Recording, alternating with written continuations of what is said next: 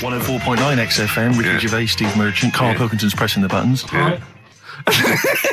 We're playing some great moments from the last 3 weeks. And some great records, Steve, from the last 2 weeks. That's true enough. Yeah. We're not actually here today. What are you up to today, Rick? It's 8 hours earlier, so this is about 2 o'clock probably. Mm-hmm.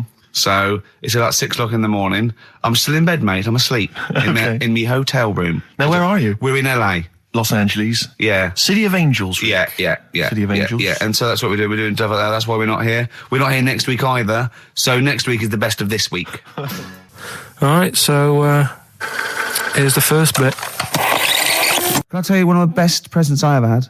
Go on. Without doubt, all I ever wanted was a go-kart. This is true. I was like you know, sort of 5, 6, 7. And I eventually, for Christmas, I wasn't sort of spoiled in the sense that I got pocket money, but I always got what I wanted at Christmas eventually. Because, working class mothers, they'd get it out the catalogue and pay for it for the rest of the year. So I always got, I had, really, as many presents as anyone else. And I got this go-kart. It was a little red go-kart and it was a pedal one. And I'd run home from school and I'd be in it and I'd get down the garden for hours. I'd have to come in for my tea and this was fantastic. And this went on for like weeks and weeks and went through the summer. The next time, it was fantastic go-kart. I'd show off. And then one day I came home and I went, it was always at the back of the shed, sort of up against the shed. And I went in, I couldn't see it. And so I went to the back door. My mum was sort of like washing up with that. And I went, where's my go-kart? I thought it hasn't been nicked. She went, your dad swapped it. Your dad swapped it? Yeah. I went, he what? And I was going to be brave. And I went, he what? She went, he swapped it for a wheelbarrow. And I could see she didn't approve of this. And she was thinking, I'm going to tell him and then I'm going to, have this out. And I went, right. She went, it's your wheelbarrow. And I went to the back of the shed and there was this wheelbarrow. He swapped it with a bloke called Jimmy Dublin, who he worked with. Jimmy Dublin? Yeah, I don't know. I think he was a respectable member of the community. He was fine. It was his life. No, I think he was an Irish gentleman. And that's why we called him. That's why I don't know what his real name was. And I think my dad must have been drunk and he went, I want to get my son a go-kart. And my dad went, my kid's got one. He's probably had it for a year. He's probably bored with it. Yeah. And he said, I'll give you this wheelbarrow. And I went to this wheelbarrow and it was caked in concrete. I could hardly lift it. I just nicked off a building site, obviously. And I'd be there for hours trying to push this wheelbarrow up and down the garden, right? And it was okay though, because I was going on holiday soon and I 7 years running, went to Bognor Regis, a place called Riverside, because some woman around the way had a caravan that we got free for a week. And it was great. Just wonderful. And I used to go there with my mum and my nan. Oh, party time. Yeah, the age of 7 to sort of no, it was good because when you're a kid and you wake up in a strange place, it sort of seems weird. You wake up at 3 o'clock in the morning hearing your gran pissing in an iron bucket, and We've all been there. You get disorientated. Anyway, and I went on holiday, and I met a little friend who was about my age. We were both sort of like, and he'd hired a go-kart. He had this great go-kart, and he came around to my caravan, and I went, I've got a go-kart. And I remember my mum opening the window of the caravan and going, don't lie. That's so evil. And I went, I had a go-kart. Wow. Yeah. Did you ever talk to your father about the fact you swapped it? No. You never mentioned it to him? No. You still got that wheelbarrow? I think so. I've grown into it. Yeah. I can nearly lift it now. Yeah. And now I'm just too old to run up and down the garden with it. Now you get one of your several gardeners and use it all the time. Wow. Oh, dear. Now, Karl, you promised me that you were going to reintroduce Educating Ricky. Yeah, we can do that. Have you got it? Have you got something that will that's something that I won't know that's correct and that will interest me? Yeah, there's loads of stuff. Is it anything to do with monkeys? No, we've got monkey news. We've got monkey news coming out. Of course we have. Yeah, monkey news. People are there now. Over to XFM for monkey news with Karl Pilkington. No, we won't do that yet. We're not doing that yet. Educating Ricky is. Yeah. Well, let's do it. We did it ages ago. Educating Ricky. Oh, that's interesting, and it's correct. Hang on a minute, though. What I do is I tease you, don't I, with headlines. Oh, go on then. And then you have to sort of go, that one sounds good. Go on then. What are the headlines? I want to know more about that. Educate me. Yeah. Right? Okay. You've got, jeez. that Nelly died. That Nelly died. All right. Okay. Right. Could be about an elephant. Yeah. Go on. You've got that. You've got, I got well. Take well as red. So they all start with well. Okay. knob body has been that lucky before. Brilliant. All right. Okay. Or you've got get a lobe of this court case. Right. Okay. Not bad. I'm going for Interesting. knob body has been that lucky before. Right, it's a story about this kid who was born, right? Was he? Yeah, he was popped out, like, and the dad and the mum saw the baby, and it was like, oh, that's a good-looking little kid. Sure. And they were proud and that. And then... I look like they're surprised that it's a good-looking little kid. It's theirs. Yeah. Like, it could have been a frog, and they'd have gone, oh, he's got your eyes. And then the doctor goes, yeah, it is, but look at that. What? He said, it's a boy and hasn't got a knob. I love the doctor saying that. I love this GP or this midwife saying that. Oh, we love little boy. Yeah, but no knob, baby. Mr. and Mrs. I mean, think. Right. No, but I'm speeding it up a bit. All right, come on. So the baby's Right, so the born, baby's like that, and and the doctor baby's says got no that, knob. and the woman's like, oh, it's our first as well, and stuff, right? She's really gutted. She's living. What's the second going to be like? So, Go ahead. so the Just a knob. doctor says, you know, We'll call it Karl. All right, go on. Right, go on. so the doctor says, well, I'll leave it with you for a bit, get used to the idea, right? As opposed to throwing it away. So he wanders off. Yeah. He comes back with a smile on his face, right? Found the knob. So the mum and dad are like, what are you smiling about? He said, you're not going to believe this. Baby's just been born. It's got two. Right? You can have one of them. And they did a little operation. Where did you get this information from? That's in a book. What book? Is it the a same joke as the book that you carry round with you? No. With the woman with 3 legs, the juggler with 9 arms, and the bloke who found shagging a chicken under a rock. Is it in that book? Weird though, isn't it? Well, it's not true. It is true. What, in the same hospital, there was a baby born without a knob. Luckily, Karl. It happened. You're not. You swear to God, you're not making. The I'm not doctor making it came up, back honest to God. smiling because you won't believe it. There's a baby there with an excess of a knob. It happened, honestly. I'm not, all these things are not made up, the educating stuff. That's why I do it, isn't it? Teaching you stuff, always teaching you stuff.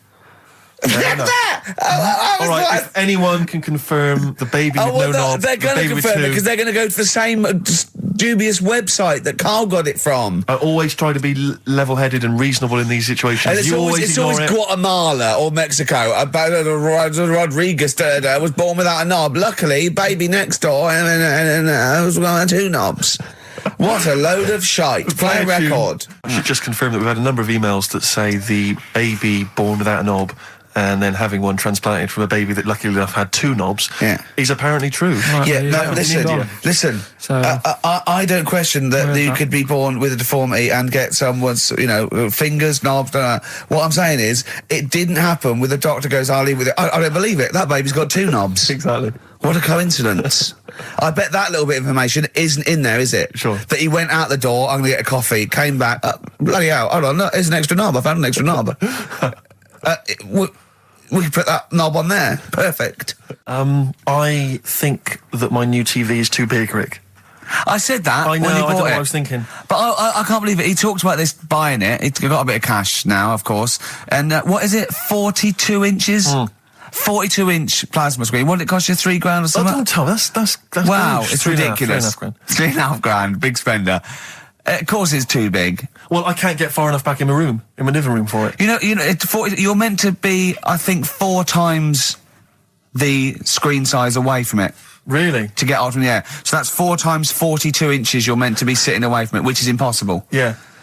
Well, I'll have to just get friendly with the neighbours. Yeah, watch it through a hat. If that's the case, though, aren't you better off just getting a portable? What? I don't understand that rule. What are you saying?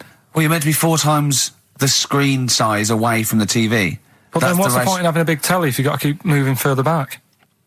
Get a portable And sit and right sit next to near it. it. Do see your point. Why do people go to the cinema then? Did you see films that are out yet? Fair enough, he's got you there. Done. I'd tell you this, though. I had it delivered, and are you supposed to tip delivery men? Of course you are. I don't know. You see, if I've never had anything delivered before. I never spent that much money. Not if it's a courier with an envelope, but if it's a bloke who's struggled up the stairs, two fat blokes with a fridge, then give him a £5 for a drink. But the problem was, I didn't realise, and I was thinking to myself, I wonder if I've got to tip him. And the guy was leaving, and my mobile phone went off in my pocket, and I reached in to get it. He put his hand out thinking it was a tip. I went, it's just my phone. And I felt terrible after he left. I didn't know. What was I going to do? Run down the street and offer him a £5? No, of course not. No. I'm not made money. I just spent it on TV. Yeah, I've got no money, mate. Yeah. I just spent it all on this. I had to clean out my jar, everything, the drawers. Yeah, I'd take some bottles back. The problem was, it took me forever to wire it in. I thought, I'm not going to pay for someone to wire it up, So it took me about 3 hours to wire it in, and it was huge, and I got it switched on, and the first programme that was on when I got it wired in was Bargain Hunt.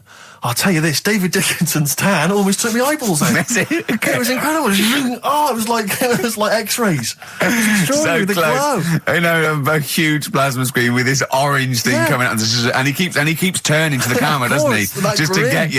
Yeah, he turns away. You get a bit closer. They go, "What's he doing?" He just turns around, takes the cornea off. What do you think, Bargain Hunters? Bargain Hunters. Oh dear, that's why I'd buy a plasma screen to watch Bargain Hunt. I mean, it's ludicrous. This is the problem, is because what do you watch? I mean, have you watched anything that's been worth having? The only thing I've watched really worth watching. 24. Well, 24 works great, but also films. Obviously, that's the main reason I bought it, because films just look amazing on there. Yeah, DVD on the plasma screen. The brilliant Blur, Out of Time on XFM 104.9. One of my favourite singles of the year, and that's another thing. We'll be playing our favourite singles of the year, as well as our favourite clips of our own show. Rick, I imagine if people have got a bit of Christmas money, they're wondering what they can spend it on. Office DVD? Well, other than that, these guys have got some ideas. What, adverts? Brilliant. Exactly. Karl you had to go to one of those well clinics, didn't you? No, I haven't gone. Why? Because I'm not happy with it. What? I'm not happy with the whole. Well, it's just, do people know what them places are? They'll give you Have you heard of them? Yeah, I've had one. Yeah, they check everything. Which, Suzanne, my girlfriend, was like, you're 30 odd now.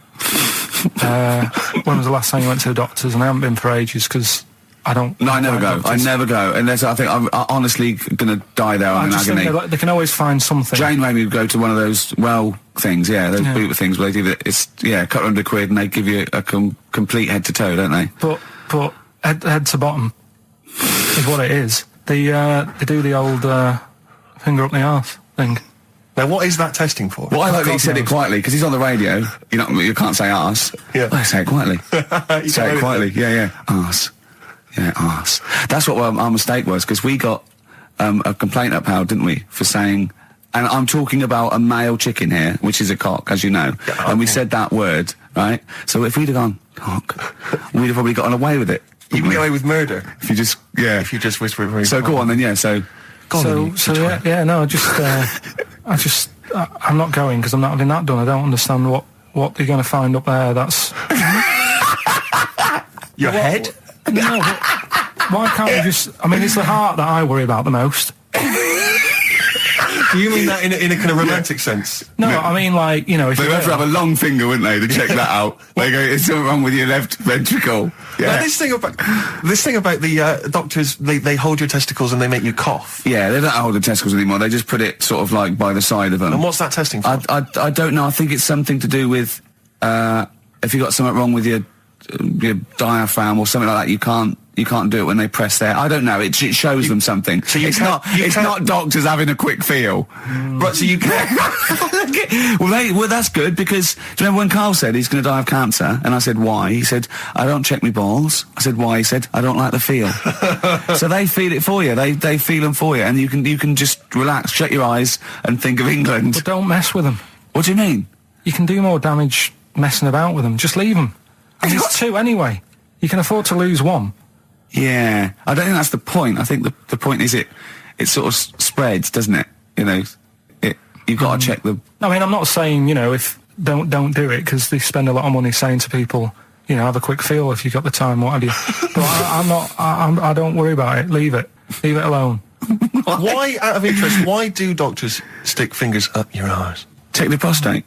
Check the prostate? Yeah, because if it's swollen, it could lead to all sorts of problems. Again, they're not having a laugh, Karl. They're not going. Hang on, look at this bald little mank fella. But there's no nice way. I'll feel his balls, stick a finger up his arse, and send him home. 300 quid, please. On you go. What about me art? It's fine. And they're all laughing. Roger, Jeff, stand behind that two-way mirror. yeah. What's this? I'm not going anyway. So. Really, you're not going because you don't want. No, I'm not happy with that. It doesn't even matter. It's not the fact he's a stranger. If it was someone who I knew, it'd be just as bad. That'd be worse. Imagine that at a dinner party. Oh God. Oh look, hello, Roger and Selena. Do you mind, Roger? Do you mind? Would you allow any of the celebrity doctors to do it though? Dr. Dre, any of those? Doctor Who. I just don't understand in this day and age. Would you allow Christopher Eccleston to stick his big northern finger up your? Do you want a song on anyway? But I still call Karl every day anyway. Oh, sure. I called him a couple of days ago. Of course you did. And I went, it was the weekend, I went, what are you doing? He went, oh, just in Regent's Park and that. I went, what are you doing? I said, just going for... He went, oh, Jesus. I went, what? He went, a caterpillar just fell out of the sky. I went, what? He went, a caterpillar just fell out of the sky. God, it's there, it's wriggling around. I went, sure a bird didn't just drop it? He looked up and went, oh yeah. It was a bird. Of course he did. Yeah. For a moment, he thought caterpillars were raining from the sky. I thought I was in Chicken Licking. Yeah. Unbelievable. Why did you think a caterpillar had fallen out of the sky? I don't know, it just startled me a bit. I love Karl being I startled. like the idea of him straight on the phone to Trevor McDonald. Look, Trevor, there's caterpillars, insects falling out of the sky. They're falling out of the sky now. Put it on the news, quick. Are you sure there wasn't a bird? Oh, there was a bird. Yeah, sorry, Trev. Bye. But it was after, like, I hung up the phone and that from you. I sort of sat there for a bit watching it.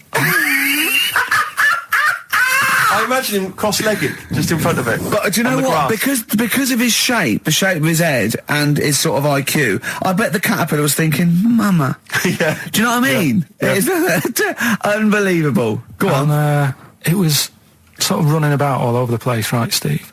So the caterpillars have loads of feet and that, don't they? Wow! Well, they have 6 legs. They're actually larvae of insects. They have 6 legs. But they have little sucker things to hold on to the back of cabbages and that. No, they've got more than that. I'll tell you, they've got 6 true legs. Trust me. Trust me, I'm a scientist. And you were thinking what, Karl? Well, but they've got little pods. They've got little pseudo pod legs and little suckers. Yeah. But it was running about like everywhere, right? Mental, but sort of running off to the left, and then it sort of went back to where it was. Then back, went right and what have you. I'm just thinking, whoever gave them the legs, right? What's the point if they don't know where they're going and that? Do you know what I mean? If you can get about... Imagine that sentence. Did you hear that sentence? Can we play that sentence back? No, I don't think we can. Imagine who gave him that legs. Whoever gave him them legs, what's the point if they don't know where they're going and that? And that. Always and that. And that, but maybe you just, to be fair to the caterpillar, with all its legs, okay, and you didn't know where it was going, it had just been plucked from its house by a bird, shot up into the sky, and then dropped from 80 feet, hitting the ground. Onto the head of a weird, bald-shaved monkey. It was probably concussed. Yeah, it's one of them things again, though. But it still knew more about the world than you. How does that make you feel? I just think it's a waste of time having all them feet. It's the same thing as the... Now it's got feet now! It has a nightmare buying shoes, doesn't it? Yeah. You just mentioned there about sort of no knickers and that. Is this going to be your Auntie Nora? No. Right. It's just, like the last flat that I lived in, I always had a good view across the road and I could see...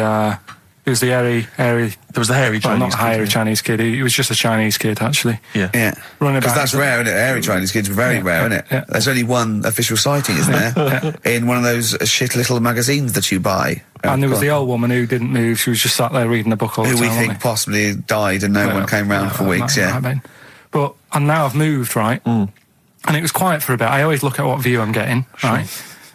Looks across and it was just sort of empty, sort of flats ready for people to move in and that, right? Anyway, people are in there now, right? And they've put all the furniture in, but I haven't put any curtains up. Oh. Right. So anyway, I'm sort of washing up, just having a look out the window. Yeah. Right. Girl sort of wandering about, knickers on, right? With no knickers on? You mean naked? No knickers. Well, she had a bra on. Right, okay. But, she's probably looking for a knickers. So I thought, and I don't know how long I was looking. No. Right? But anyway, she looks across. Oh, God. I think she spotted me. Yeah. I think, oh, God. I felt really bad. Yeah. I said to Suzanne... Sorry, is this some sort of peeping Tom confession? No idea. Well, it's not... That's the thing, though. Peepington. If I was peeping, she was peeping as well, because she was looking over. Works both ways, doesn't it? Yeah, but yeah, all she could see of you was your bald head. Yeah. No, but And your this hands is it. moving as you were washing up. And some white-looking substance frothing up. Particularly stubborn stain on this glass. Yeah. Oh, God. Imagine that. Imagine if she looked across. I'm assuming your sink is lower than the window. But didn't she just cover up or something? Or she looked back and go, oh, you're looking at my fanny? Well, the thing I did... What? I thought, just sort of drop me boxer shorts. Because I thought... Well, Suzanne said, what are you doing? What are you talking about? What are you talking about? No, just so they can see me cheeks of me. What are you talking about? No, because I thought, if she thinks I'm walking about in the nude as well, then we've both got something out of it. Carl! This sounds like a bad excuse in court. I know. So sorry, you were looking at a woman dancing around naked, right? So the only thing you could do was immediately drop your boxer shorts. So she looked across, saw you fully clothed, saw you took your boxer No, she wouldn't have done, because it's sort of just the top half and the sink's at a side angle, so I was sort of looking out. So This she is wouldn't have genius. so she wouldn't have seen your trousers then anyway. No, she did. I moved in front of the window more. So you then made you actually climbed in front of the window. Oh, this is amazing! So you climbed in front of the window to show off No, your it wasn't your naked obvious. lower half. Susan said, what are you doing? And I I bet said, she did. What are you looking at? I sent you in here to clean What up. are you doing? I'm just taking my trousers down, standing by the window. Why? Because there's a naked woman across the road. What do you think I'm doing, Suzanne? I'm exposing myself while looking at some free fanny. leave it. What's up with you, Suzanne? Anyway, Wait a minute, can I just check? A final question. What did the woman across the way... What happened? What was her I reaction? didn't look again. I just thought, you've seen a bit of action as well. We're both happy. Let's leave it. Brilliant. So were you waddling around like a penguin with your trousers around your waist? I just was walking about, and Suzanne said, what are you doing? I said, I'll explain to you in a bit, but don't look out the window, because then it's Excellent. obvious. Then he sees, she calls her husband to look at Karl walking around naked. He goes, oh, she's got a... Quick, Suzanne, get him out. There's only one with him to get some more friends. They've gone one more. Oh, that's a wonderful, wonderful clip, and a great record that preceded or followed it, I'm not sure. But, could I make some dedications? Yeah. Because I, last week, just before we had to come in to record this, I popped out trying to get onto the tube, and I had a nightmare, because there were millions of protesters, so-called protesters.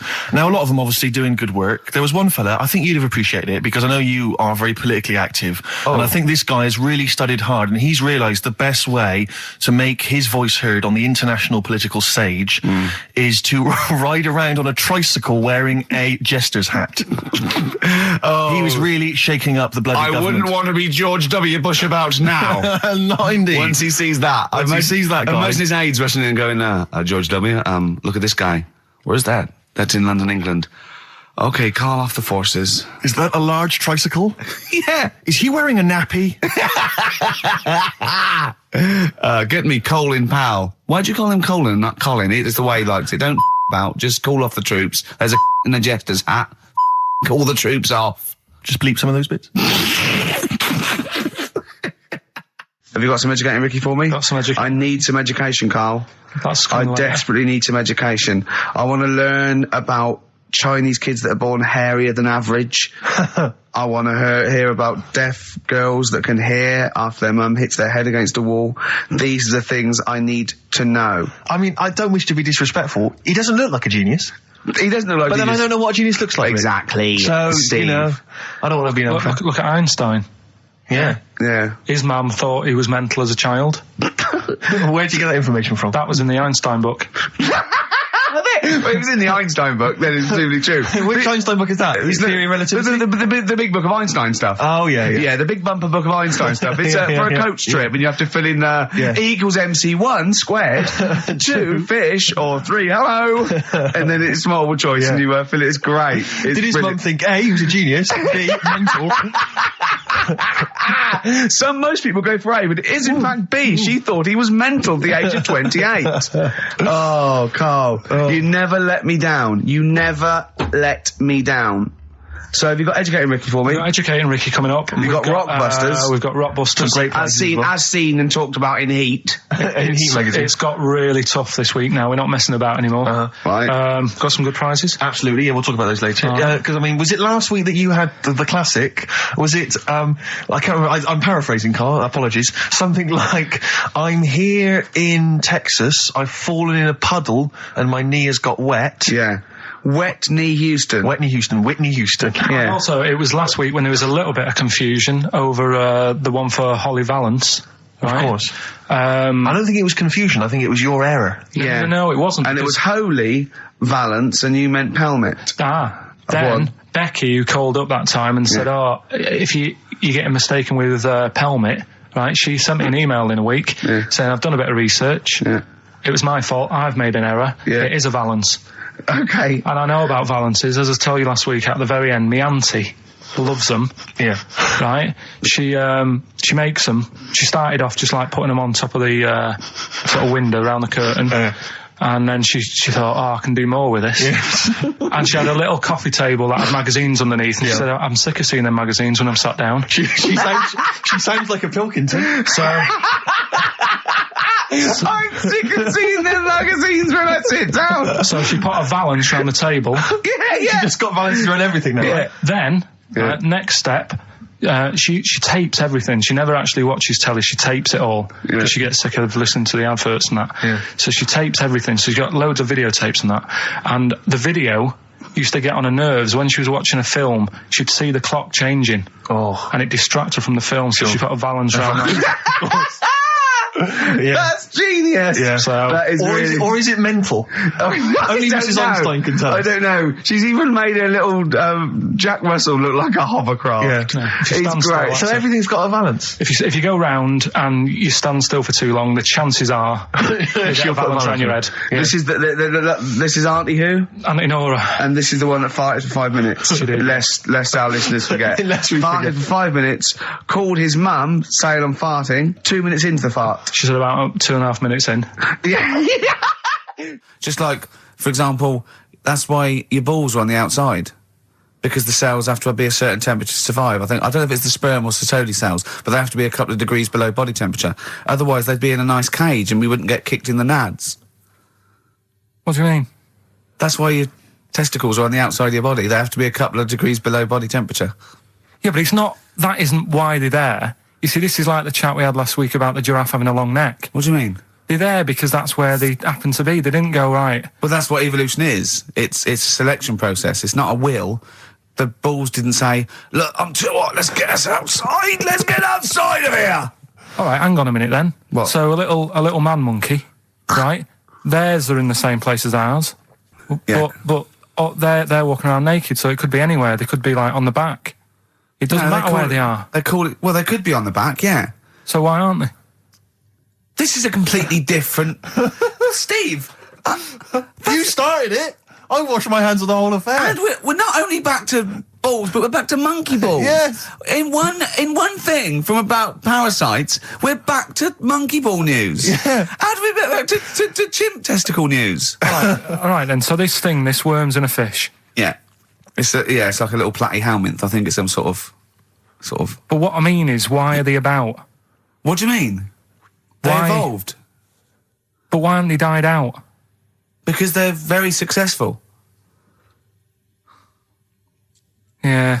What do you mean, yeah? What do you mean, yeah? Tell me the brain event that made you say yeah in that 1 second gap. Because in a way I don't get it, and if I think about it too much, it hurts a bit.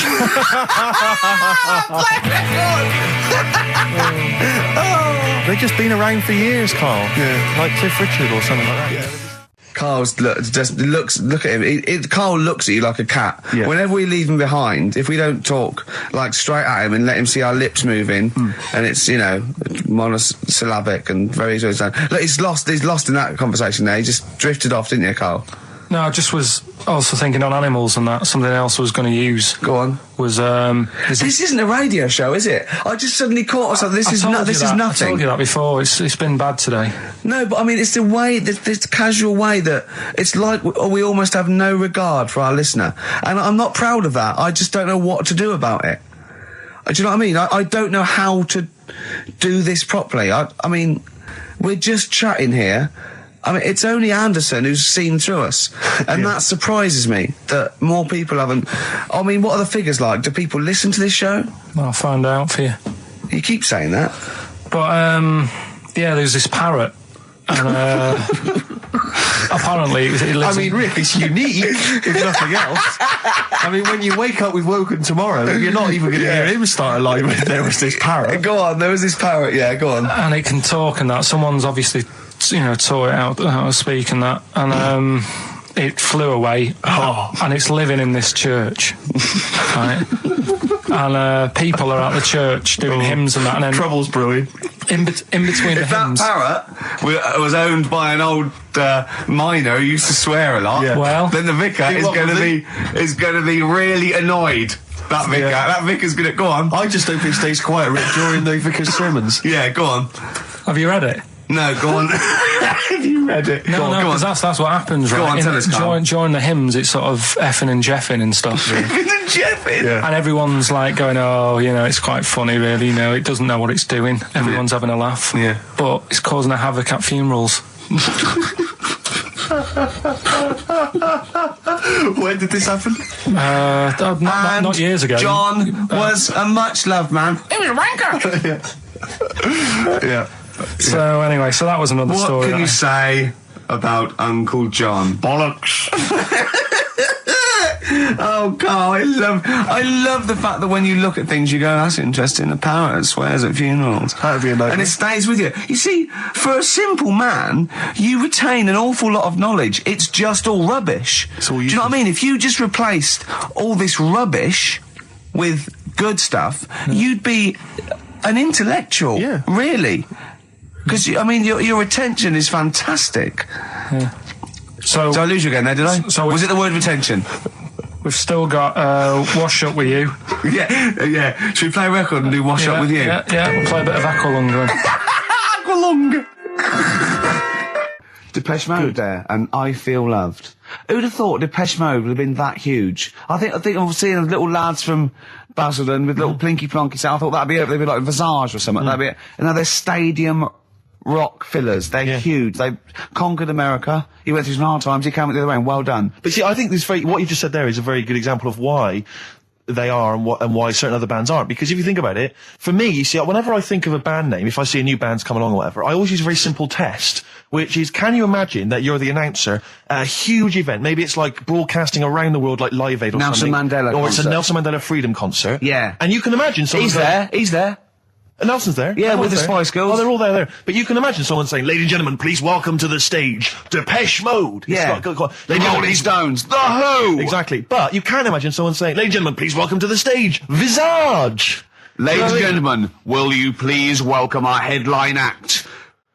Welcome Idlewild! Exactly. Ladies and gentlemen, please welcome to the stage, Ned's Atomic Dustbin. It doesn't...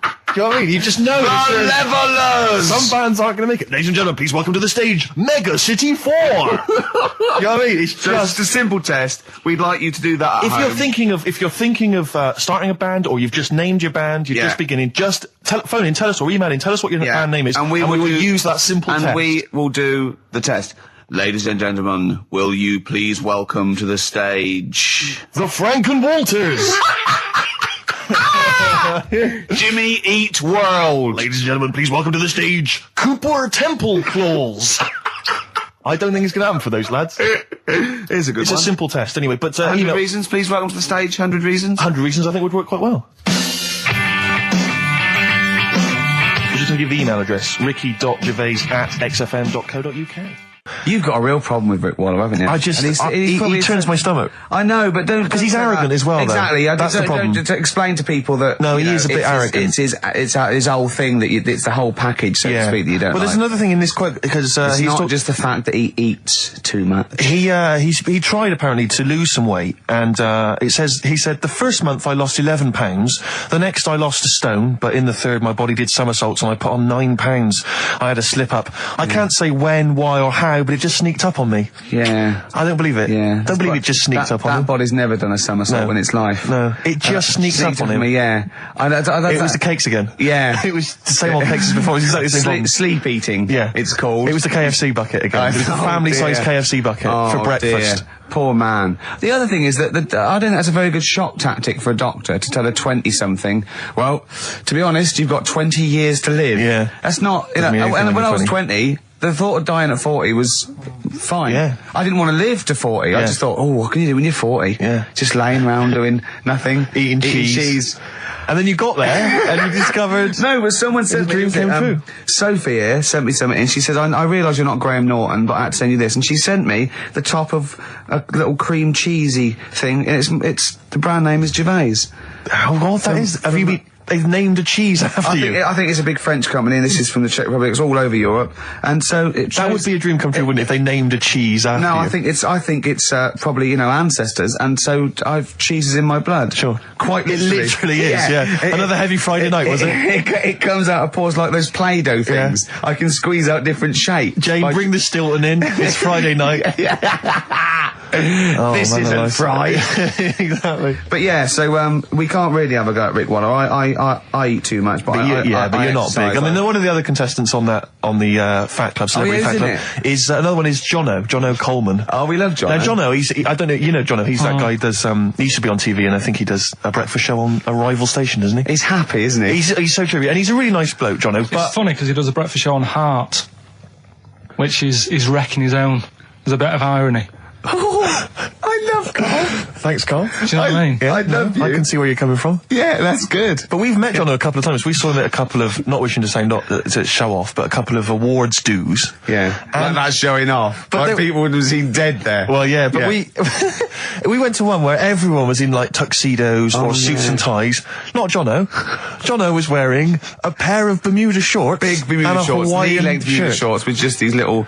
But I saw him again another time, and he had shorts on at a similar event, and I've seen him since in the street, and he's all. I'm wondering if he can wear trousers. I don't think he can actually wear trousers. I don't know if there's a medical reason for that, whether he's just, his legs are too fat. I think the material is a waste of money. I think it's just that you can get shorts that big and they're comfortable, and, I mean, to be quite honest, I don't want to squeeze into a tuxedo anyway. So, if you can go, I'd love to turn up those things in Bermuda shorts. Well, of course. Flip-flops. But do you think he started off by wearing, maybe he just had the upper half was a tuxedo with the tie and then the shorts for and the shorts underneath, and he would just have to come in, kind of sneak behind, a sideboard. Potted plant. Or a potted plant, or bring his kids ahead of him. Yeah. You know, you are wearing trousers, aren't you? Of course I am, yeah. In you go. Kids move a bit. Well, no. Exactly. Of course I'm wearing trousers. Why would I? Wearing trousers. And they just thought, this isn't fooling anyone. So now I'm going to make a wacky effort to sort of, The next zone is, I've heard he's going in a grass skirt and a garland around his, and he's going to come in limboing. But you did ask if you could go to the BAFTAs in a dressing gown,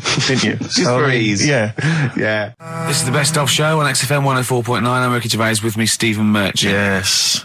I hope you're enjoying the Best Of. What do you mean your fortunes are on the up? Anyway, DJ, well, I'll tell you, I was hired. Well, I say hired. I did it as a favour to a friend. His wedding the other week. And I got there, I was thinking, because everyone had their little role to play, and then people were doing a good job. I love you taking it seriously. And I spent ages putting together some CDs, special selection CDs. I love that! Because what I did was I burned them on iTunes. Did you turn up with your own headphones round your neck? Own headphones, wearing a suit, but headphones. Metal case. Didn't need it, just had them all in one small box. Brilliant. Boom. I thought this is good stuff. I got some classics here. Give me an example. Give me an example of that, like the first hour, the warm-up hour. Rick, I'm coming straight in with Frankie Valli, Oh What a Night. Brilliant track. I mean, when those beats start at the beginning, who's not getting on the dance floor? Wait a minute, what's this following up? Go on. It's the Jacksons. What, I Want You Back? I Want You Back. Brilliant. It sounds good at the moment, Karl. Yeah. So I'm thinking, at least I'm gonna roar this, because they laid on a good spread. The ceremony was nice, food was nice. I'm thinking this is going to be the piece de resistance. Yeah. Alarm bell started ringing. Why? When I realised there was a marquee outside. Of course, it's a balmy summer evening. I'm stuck inside on the dance floor. So I'm thinking I'm going to be struggling here to get them in. Even with flavours like this, I thought I'd struggle, Rick. So I'm sat there in my suit. I'm sat behind the still DJ console. I've got all the big numbers. There's one or two people making some token effort, but frankly, most people are outside everywhere. I was livid. Of course, they couldn't hear it out there. So I was playing to an empty room, really, and I was furious. I was absolutely furious. Because, I mean, what is, you know, they're wasting my time. They're wasting, now I could have just stuck the CD on and gone out. They're wasting Frankie Vallis. Frankie Vallis They're time. wasting the Jackson 5's They're time. wasting, you know, D-Light's time. Yeah, yeah. And so I'm sat there, and there's a couple of people making a cursory effort. Mainly when they come to get a drink from the bar, they might have a little quick, you know, couple of twos. You shout, we don't want your Not lot. interested. All of your no All one. of your no one at all. And then there's a microphone set up because people have been doing speeches. This little girl gets on the mic, right? It's being funneled through the speaker system. So every time I put my headphones on, Miss Dynamite, was it? It wasn't sadly Miss Dynamite, although she decided to have a little go at MCing. She was screeching her little head How off. old is she? Oh, I don't know, 8 or 9, at their most annoying. When children are at their most annoying, because they got a bit of confidence there, they're a bit cocky, they're not shy anymore, they're a bit arrogant. Yeah. She's screeching her head off, so I'm playing, you know, and she doesn't know it. your face! I'm playing into the groove, no one's getting into the groove, because she's going mental, she's just going, what's this, I don't know what this is, play something I know. I'm thinking, I haven't got any bloody DJ Otsu or Crazy Frog, I'm not going to play what you... So she's just screeching along, ruining it for everyone. I say everyone, there was no one there, so she was ruining it for me. I bet you were really I'm angry. furious. But of course as well, every time she screeched, it went through my headphones. So of course and then her dad comes along, right? And I'm thinking, all right, he's I seen can what's just imagine happening. you in your suit, sweating, getting annoyed at someone Maybe. ruining your set that Yeah. no one's That listening no one's to. listening to. I think, her dad's coming over. He's going to put pay to this. He's realised that, you know, she's causing a disturbance. He comes over there, joins in. No. Sits her on his lap. He's just saying, hey, she's having a well of a time. I'm thinking I'm furious. I'm thinking it's his responsibility to shut her up. He's not Yeah, going to do anything. I What can I agree. do? I can't step in. No. And I know very well that if I interfere, he's going to say, oh, well, she's enjoying herself and no one's dancing anyway, and we'd have just got into a fracas. Yeah. And I didn't want to start a fight. No. Because So, I don't know, but he'd have knocked you out, wouldn't he? Someone would have got knocked out. And I'm not saying who it would have been, but, you know, but to bear in mind, Rick, there would have been 2 of them. And so I didn't want to get into a fight with him. And anyway, so I'm playing. Anyway, so my friend came along. He realised what was happening, and I didn't have the guts to unplug the microphone because he'd have known. You see. Yeah. So I got my friend to do it when she had her back turned. So he pulled the plug out. The microphone went dead. She went, "What's going on?" I went, "I don't know what you're talking about." I said, "I don't know." She said, "Where the microphone's at?" I said, "You must have broken it." I don't know what's going on. Someone will probably make you pay for that. Anyway, at least we shut her up. That is great! But it really went from bad to worse. And you know, there's that thing when you panic, you start panicking, so you're putting on a lot of flavours that you would have saved till the last hour. What are we talking? Boom, boom, shake, shake, exactly, boom? you're throwing him in early. Love Shack's coming on way too soon. Really? Oh, Love Shack before 11. It's heresy, but I had to do it.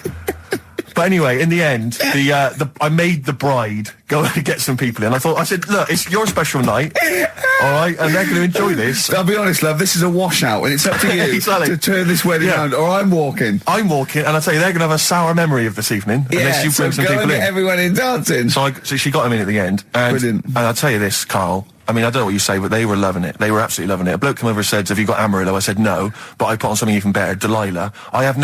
Wedding crowds always go for Delilah. A song, of course, about old man killing his wife, but it always goes down very well, strangely, at weddings. They get into a sort of hokey-cokey thing. They went berserk for it. And I was following it up with, I had the monkeys, I had all sorts going on. Brilliant. Of course, you know what happens. What? I'm going great guns. People are absolutely loving it. They're rocking it. I throw in, I had something cracking on at the end. Come On Eileen, of course, was on. People were going berserk for it. Which is unfortunate because the bride's name was Eileen. Yeah. And then the bride pipes up. I'm throwing the bouquet. So they all traipse off outside again. I was furious. Oh, no. I plugged the microphone back in. I said, what are you doing? We got, but they went out. Then, of course, you can't get them back once they've done that because all the women are running around. I got the thing. And then they got to wave everyone off, throw the confetti. They ruined your day. I was having a great time and they ruined it. She ruined your special day. She ruined my special night. Oh, no. You know, it's on her head. What would you put on about now, Karl? What if I was DJing? Yeah. Probably a bit of world party. Go on then. Interesting. Into films and that. It's just that I only, I've just got the 5 channels and flicking about. And I'm not impressed. I mean, I can understand why more people listen to radio and stuff. Yeah. Well, not this one, but go on. Well, when was it? When was the last time I sort of sat down and had time? Because I'm always busy doing stuff and that. Sure. Moaning takes up about 3 hours a day. When did Wimbledon finish? A couple of weeks ago. Right. Found myself sat there, right? I'm not having a go. I know we've stopped Cheeky Freak of the Week and all that, right? So I'm not going to be having a go. Christ, I sat there. I'm scared. No, I'm not having a go. You've always got to remember that. Go on, just get on with it. Get on with it. I'll apologise after. I'm just saying, watching Wimbledon, it wasn't, you know, one of the major games. It was little fellas in a wheelchair having a game. Little fellas in a wheelchair. Right. But for me, I mean, you know, great. They're doing a sport and everything. Don't put it on the telly. What was up with it? There wasn't like a rally going on. No, do you know what I mean? Do you know normally, Christ. like with well, not to Enman, but with some of the other with some of the other players and that, they're playing for ages, aren't they? It's like, oh, who's going to win this and that? Yeah. None of that. It was just like, hit it, net. Oh, Christ! Oh, God! I don't know what to do! And people were like sat there watching it as well when they've got other games going on in there. That's what I couldn't understand. If you've paid your money to get in, yeah. I mean, like I say, good on them if they. Do you know what I mean? But it would have been. And they all start first in the marathon. I just thought it would have, you know, given the game a swing ball or something. Yeah. You know what I mean? No, yeah, I understand. Oh, God. Yeah. There's never anything on. XFM in the community. Let's play a tune. Ricky Gervais, Ricky Gervais. Don't put my name to this last link.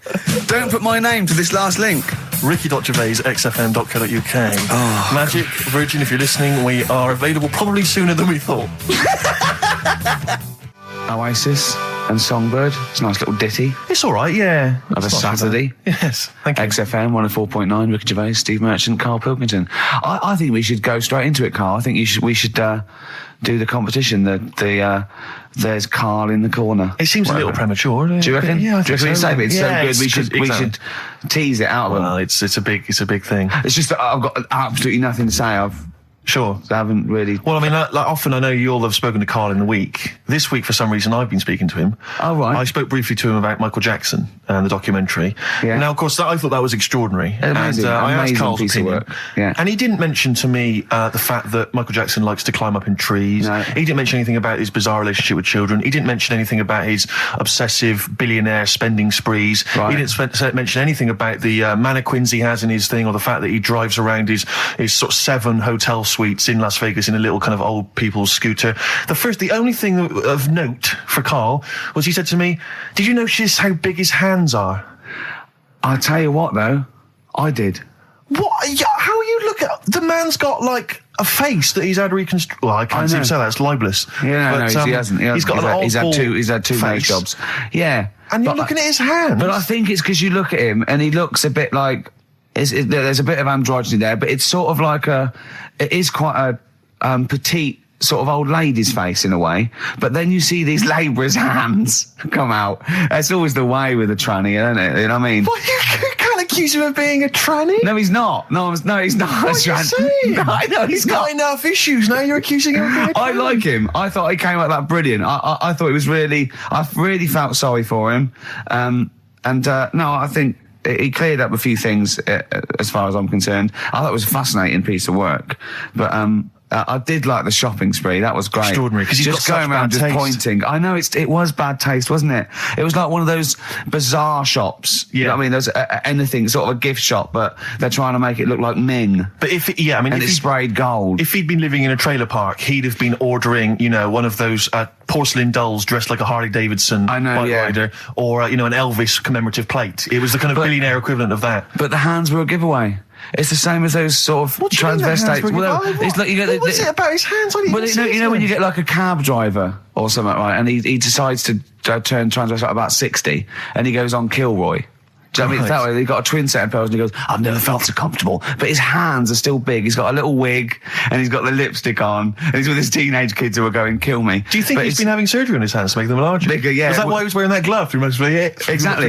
But I think he wants to be a goalkeeper. Right. And they said, well, you can't, Michael, you got a big hands. It would help him climb the trees. Yeah. And he can play tennis now without a racket. Yeah. So what did you make of it, Karl? Were you intrigued? The Michael Jackson thing. It's, it was all right. 104.9 XFM. You all right? This is Karl, producer of Ricky Gervais and Steve Merchant. They're not about today. Ricky's on holiday. Steve couldn't be bothered. So I'm left here with all the DATs. That's a digital audio tape. of all the shows they've done since they've been here over the last, I don't know, year and a half or something. So we'll play you some of the best bits. All right, so here's the first bit. I've said in the past to you, Rick, that my grandparents, so I love them dearly, but it's like for the last 30 years they've been waiting to die. I know. It's like they just sort of, it's like, you know, the novelty wore off of life. Life in the 50s. Yeah, they got kind of bored of it. Life, in the 40s, it was brilliant. All sat around the old Joanna's, the bombs fell, singing. They loved that. The 50s, you know, that was great as well, because that was the post-war years. It was, you know, it was a bit tight on the pocket, but it was all right. Everyone pulled together. And then the 60s came along, all the crazy music, the funny hair. Let's stay in bed. Exactly. They basically stayed in bed. And it was one Christmas when my grandmother said to my dad, what do you like for Christmas? What do you fancy for Christmas? And this must have been, I don't know, 20 years ago. She said, what do you fancy for Christmas, Ron? And he went, well, you know, I could do with a nice big kind of warm winter overcoat. She said, don't worry about that. Don't worry about that, because your father will be dead soon. It's what you can have his. Meaning my granddad. Well, to be honest with you, my father's still waiting. Which is good news. Good news for my grandfather. Less good news for my dad. He's freezing. He's freezing. He finds out, how is he today? He's fine. Oh, okay. Oh, I'm freezing. It is it's such a weird mindset, that. I think it's that, to me, is what sums up people from that older generation, the 40s and 50s. And it seems to me that you've got that kind of mindset. It's like you were born in the 30s. And whenever you talk of your childhood, it's like you had like a baked potato to take to school. And a hoop and a stick as a Christmas gift. The other thing is, I think that that sort of generation, it seems that the man is dependent on the woman. There's a total dependence. Oh, absolutely. If she dies, he's done. Yes. He's done for. He'd just pine away. If he dies, she's got 30 years of pottering. Absolutely, yeah. Do you know what I mean? And going to, like, you know, the youth club and the church. I know what you mean, yeah. It's sort of like that. It's sad. Of course, it's sad for them, but it's not the end of their life. No, sure. And it sort of is the other way around. I don't know why that is. Yeah. It's terrible. That's a little melancholy thought for I know, Christmas I've really brought it. You brought it down. You've brought it down. I've brought it. This isn't a nice show at all. This is terrible. Well, we're going to have people just killing themselves. What? Right, you ready then? So, just in case you haven't heard it before, I'll give you some initials of a band or an artist. We're not doing Rockbusters now, are we? Yeah, I thought, well, we've just... Oh, no, we keep that going. Then we got... I love educating Ricky. That's my favourite thing now. Well, what do you want to do, Steve? Let's do the clues. It's just like he's sort of bigged up the prize. And so this is only by email. Give the email address out now for people to write it down now, Karl. Right, it's ricky.gervais@xfm.co.uk. ricky.gervais@xfm.co.uk. Only entries on email. Yeah. You're going to get 3 clues. You've got to get them all right. And you win all the stuff. You win all those prizes we said. Okay, Karl, go on then. Right, and just a quick example. One of the first ones we did, it was like AK, and the clue was exploding pet. Yeah. And it was atomic kitten, right? Yeah. So you understand how it works now. These are your clues. The first one, that army has got some nice trenches. That army has got some nice trenches. Excellent. Yeah. And the initials there are DW. Do you write some of the questions for 15 to 1? Go on. So that army has got some similar phrasing. Trenches. Okay. Okay. The second one. What are the initials there, Karl, on that person? DW. DW. Yeah. Right. The second one. The top of them curtains are all wrecked. All the materials all worn. He acts it out though. We've got to get him on telly. We have got to get him on telly because his little face and his gestures. That's the second one. The initials being HV. Okay. The top of those curtains are wrecked. All the materials all worn out. Right. HV. And the final one, here's the final clue. I was in Texas the other week, right? I tripped and landed on my knees in a puddle. What's the initials? WH for that one. So I was in Texas, I tripped up, landed on my knees in a puddle. So that's WH. Incredible. You've got it! Is it great? It's fantastic! It's decimal, Okay, tell me during the record. Do you remember you're playing for these compilation albums? We got the Fat Boy Slim DVD, Linda Green on VHS, and of course Executive Decision starring Kurt Russell as well. Oh God! So, Steve, do you want to pick a winner? I've got a winner when you give us the answers. Okay, so the first clue was that army has got some nice trenches. Yeah. That was DW. Who's that? Dandy Warhols. That's brilliant. That's brilliant. All right. That's good, yeah. The second one. The top of them curtains are wrecked. All the material is worn. Yeah. HV. That's Holly Valance. Oh, he got a phone call for a woman saying I haven't heard it, and he was talking to her off air, and she went, what is it? Someone says, those curtains went, all right. He said, you know the thing around the top of the curtain is a pelmet, not a valance. And he went, cut her off. Yeah, but my auntie's always making balances on everything. I'll tell you about that next week, right? I'm looking forward to that. Right. Is this the one that farted for 5 minutes? Yeah, the very same. Yeah. Right? So we'll talk about that. I was in Texas, I tripped up, I landed on my knees in a puddle, WH, wet knee Houston, right? Wet knee Houston. Yeah. So, You're a maniac. So, who's a winner? We've got Pete, Catherine and Laura in Newcastle upon Tyne. They're listening online, I assume, and they're on going Sky to Digital. those great places. And remember, they got loads of stuff. They got the DVD here. They got Linda Green. They got Stone Roses. They got another compilation and executive decision. Can't concentrate now. Oh, well, he's all stressed because the lady from MTV's here. She's going to film his little face. So the things he said in the week, he was so worried. He's got worried about the spot on his head. That won't come out. Just so you got your best side. It's on that side. That's all right. All right. Yeah. The camera's out. Look, he's getting nervous now. Okay, Karl. Ignore the camera. Okay, just ignore the camera. Okay. Now, me and Steve have done our research for you, and we've got 2 amazing things to tell you. What should I tell them first? About the baby or the... Well, they're both equally fascinating, so you choose. I'll tell you the crab thing first, right? Steve actually saw this thing in The Guardian of the Week about our research thing, and then we looked it up, we looked into it on Friday, and it is incredible. Right, listen to this. There's a thing in a bay in New England, right, where it's like the biggest, they make silicon chips and stuff for computers, right? And because of the data protection thing, after they've done them, because they have to destroy the plates, right, well, the information's sort of put onto them, but there's still flakes of silicon. They sort of grind it down straight away, and some of the flakes got into the bay, okay, but some of the information's still on even the slight granules of silicon. Anyway, gets in the water, and silicon is rather like a carbon derivative. I reckon if there'd been life on another planet that wasn't carbon-based, it'd be silicon-based, because that's simple sugars and it's just COH and that, and it can work with silicon, right? Anyway, the crabs have been taken up, they're still in the water, and they looked out on the beach, and over years the crabs have started sort of putting themselves in formations, like geometric format, and they couldn't work out why they were doing this.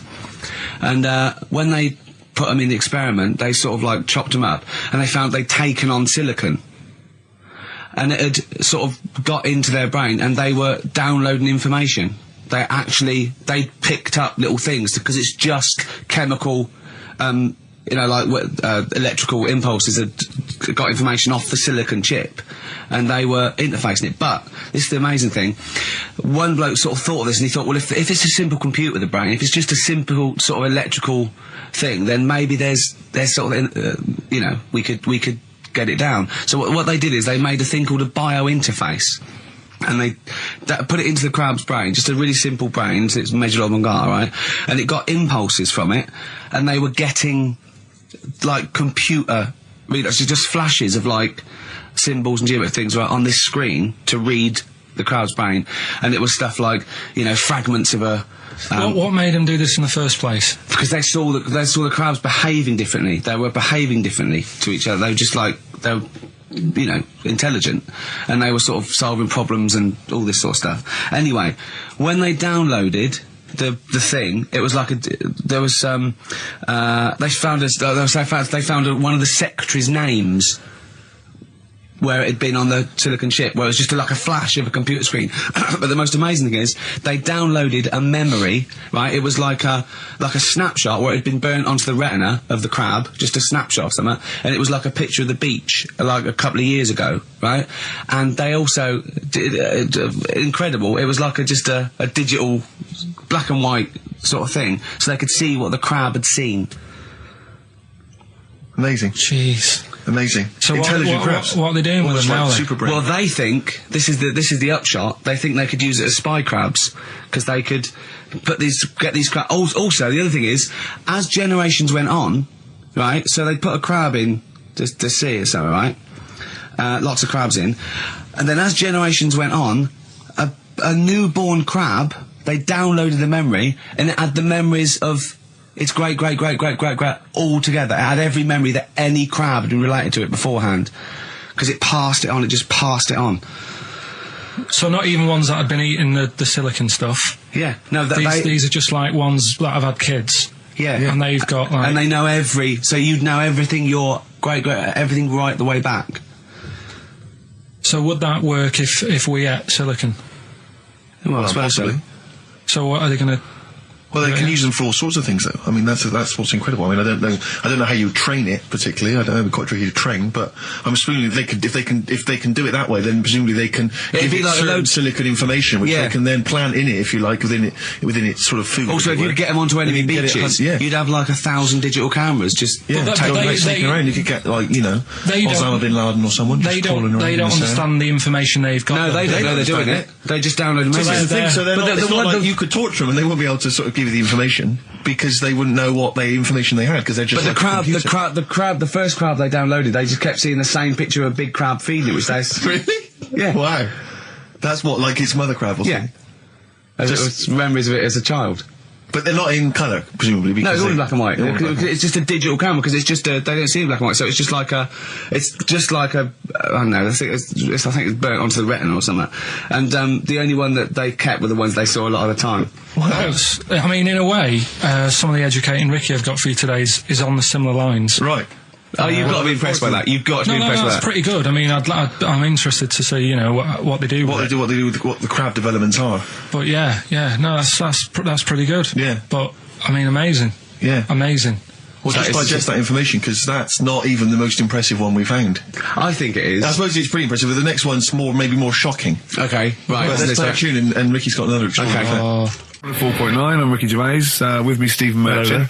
It's the best of. You've been voting in all week, sending your emails, so here's the clips that you wanted. Wu-Tang Clan and Gravel Pit, we love that, don't we? I love it, yeah. Yeah, brilliant. Classic track. We're talking about embarrassing stories and stuff, and I don't know if I've told this on the radio before. Have I told you, Karl? I'm not sure. But this was when I was working at the BBC. This is not even long ago, and I'd moved to London, and I was fairly new in London. And I was working at the BBC, and I had this BBC hire car, and I've never told it. If there's anyone listening who works for the BBC, I don't know if I can still get in trouble for it. But this BBC hire car, and it was like I'd been ferrying kind of actors and people and production people around all day in this car. And I was driving back, it was quite late, it was about sort of 7 or 8, and I was driving back, and I pulled in to get some petrol to fill up the car every day.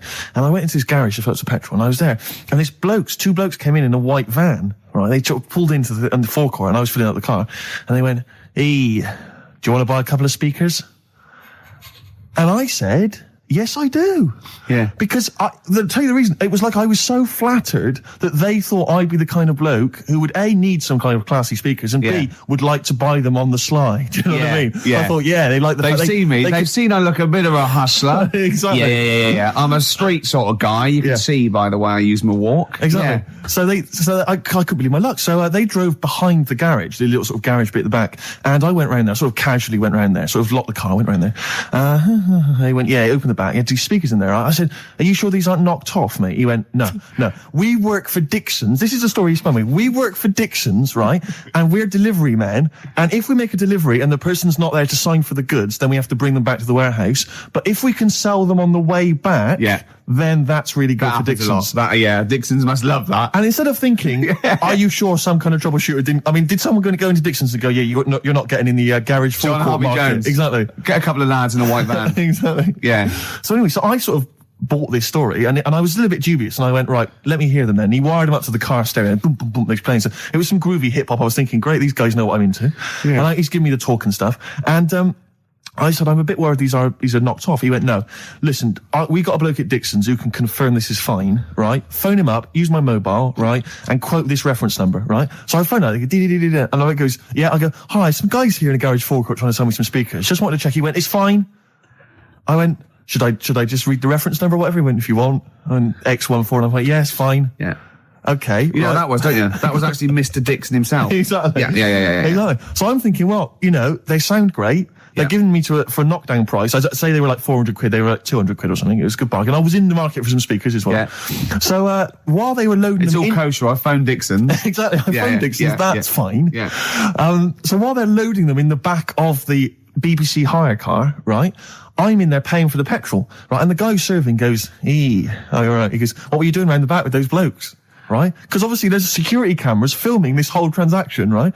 And he goes, what are you doing around the back? And I went, brilliantly, there's some old mates. Some of my mates were just having a chat and that. He went, oh, right, okay, like giving me obviously the evil eye. So I went back to the van. So I'm in the car now and I'm driving with one of the blokes who's in the van with me because I didn't have the money on me. So I had to go to the cash point to get the cash, right? So I'm driving with him and the other guy's like following me in the van and he was like a northerner like you and he's giving it all the, all right, yeah, you know. I tell him, my girlfriend's a DJ, she's got some of these speakers, they're fantastic, da-da-da, and he's giving me this. And then my mind starts working. Now that I've got a bit of time to think, I'm thinking, wait a minute, this all sounds a bit dodgy. Yeah. It dawned on me, Rick. You know, Paul, are you? You're streetwise. Exactly. You're streetwise, Steve. Not only that, I was thinking, how am I going to get them home? I've got to drop the car off at the BBC. How am I going to get these huge speakers back to where I live? And how can I pay for them? Because I've just spent £100 on Find the Lady with a couple of blokes in the square. It seemed like a fair game. Some of his friends were winning. But so I explained to him, I said, I can't get them back to like Brixton where I was living at the time. He went, don't worry, give us an extra 20 quid, we'll take them home for you. Oh, that's good. Deliberate. They do a whole service, you see. And there's also a backup guarantee. Did they have the guarantee, the 3-month guarantee? They didn't. No. But I said, I'm not sure about that. He went, well, why don't you put them in a cab, send them back, and your housemates can collect it? I was like, oh, no, there'd be no one in.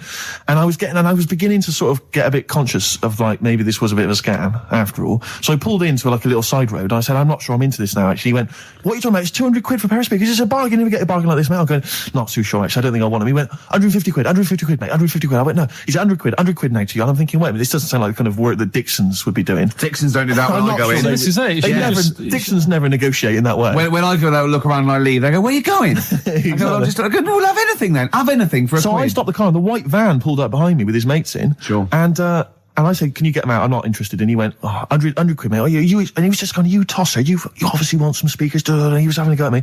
So I was carrying the speakers out and putting them back in the white van. And he was just shouting at me. He was going, 70 quid, mate. I said, 70 quid from 200? This is ludicrous. You realise that wasn't Dixon's policy then. Exactly. They don't usually shout you tosser as you leave the shop and walk down Camden High Street. They're not usually shouting you tosser. You should have took the offer of like the monthly payments they've got on at the moment.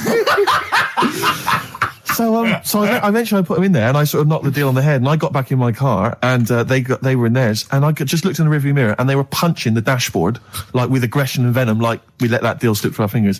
And I've never been so terrified in my life. I just sat there and I was just thinking, oh my God, all I was thinking now is what if I go back to the BBC and they go, we've had a call from the police, the man at the garage, he saw you doing a dodgy deal. I love it. Yeah. Well, what you do is you put the hire car in a drain in your front garden and then go in and out of the toilet, just pouring bleach down or Ajax and they never know. Right then, which leads us nicely into Knob news. Oh, it's the welcome return of Knob news. Right, okay, it's very much like the news at 10, this, isn't it? I do a bong, or in this case a schlong, and he gives me the headlines, the knob news of the day.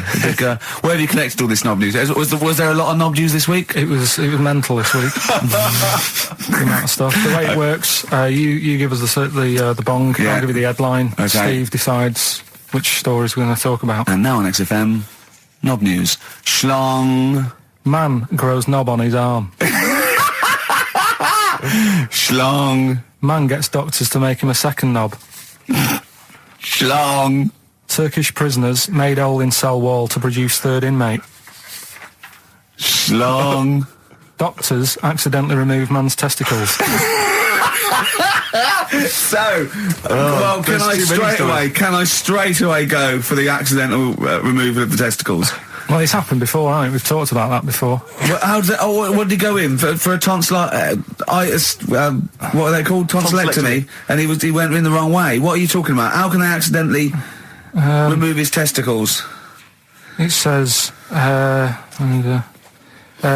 didn't look at his folder, and the doctor said to the fella, "Oh, we've removed your testicles and we wanted to take out your prostate gland." So that's what happened. There's the story. This is what I mean. That's why I don't like going to the doctors. Yes. It happens, doesn't it? Because all these sort of it's when they say things like, "Oh, it's just we do loads of these operations." That's when they're not concentrating. Brilliant. Do you know what I mean? When they say it's procedure, that's like having a boring job that you do every day when you're not going to be concentrating. I prefer them to go, "This is a tricky one, this." I know what you mean. I sort of do know what you mean. You watch TV programmes about, like, you know, removing someone's second head or whatever, and there's like the best surgeons from all over the world. It's televised. They can't make a mistake. They can't go, "We took his legs off by mistake." Whereas the fella who's having a prostate's like, "Oh, do you want to do it? I'm sick of doing that." And they're probably doing a crossword whilst we're at it. Of course they are. I've seen that actually in operating theatres. They're doing a crossword. That's what I mean. Yeah. I was just examining some of the other knob news, Rick, a little bit more closely. Man gets doctors to make him a second penis. I'm sure we're all interested to know what happened there. Yeah. A German who persuaded doctors to give him a second penis has lost his wife after he showed her the result. Biker Michael Gruber lost his original penis in a motorbike accident, and doctors built him a second one using a mixture of skin, bone and other tissues. Bone?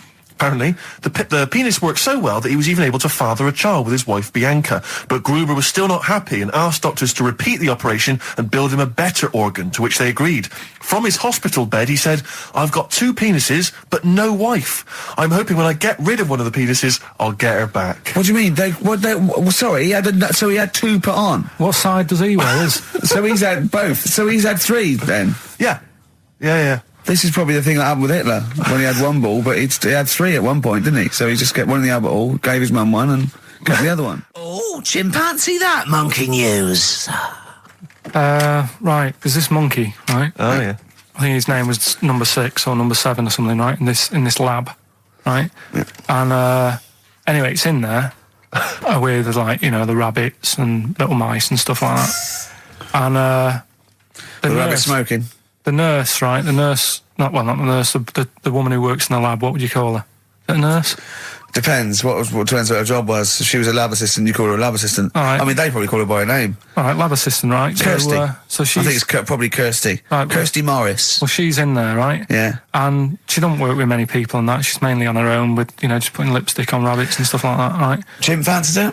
So, Chim fancy her. He's putting on lipstick. Chim fancies her because she's got hairy legs. He gets pally, right, with this woman. Yeah. Because, it gets to a point when she sees him every day. It's the way he sort of tries to string out like it's a narrative love story. Did the chimp put its hand out and grabbed her, and then you thinking that he made a move on her? So right, come on, he's let him allowed tell out. the He's story. allowed out. It's not a story, is it? He's allowed out the cage and what have you every day. So he's wandering about, and as time goes on, he's watching what she's doing more and more. Yeah. Right. So he notices like the code on the door. Right. Right. Whatever 247 or whatever. Yeah. And he goes, right, I've clocked that. I've got that. I'll remember that. Right. Yeah. And then he goes, right, there's a lot of Definitely lipstick and that knocking about, a lot of makeup. Right, okay. No, there's no way. Finish. No, because So- Steve, you know what's going to happen. Let him finish. I know what's going to happen. So he's there. It's ridiculous. And he's going, well, if it's there, you know what I mean? So while she's messing about with the rabbit, he gets there, he's in front of the mirror, putting a little bit of lippy on. Right? You are no! I can't. It's gone too far. No, it's gone too far, Steve. Right, Your mic's off, Rick. He's finishing the story. So- Turn mine off as well. It's gone too far. Turn him off. Just let him finish. Right, so the thing is, right, it's this monkey wandering about. It's got lipstick, it's got mascara on, it's looking pretty I good. didn't mention the mascara. It's looking all right, right? So it knows the code on the door, 247, right? So when she's sort of messing about with the rabbit, right, he goes, right, here's my chance. He's looking good, 247, out the door, through the reception man's there. He's like, all right, Kirsty, right? Don't talk shit. I Feel Free from Cream. That's pretty much the last track, isn't it, guys? I imagine on XFM 104.9. Well, I mean, yeah, I've got nothing to say after that ridiculous story. I mean, that's worse than the bank robbery to me. Yeah. That he clocks out, and the bloke on the desk. All right, Kirsty.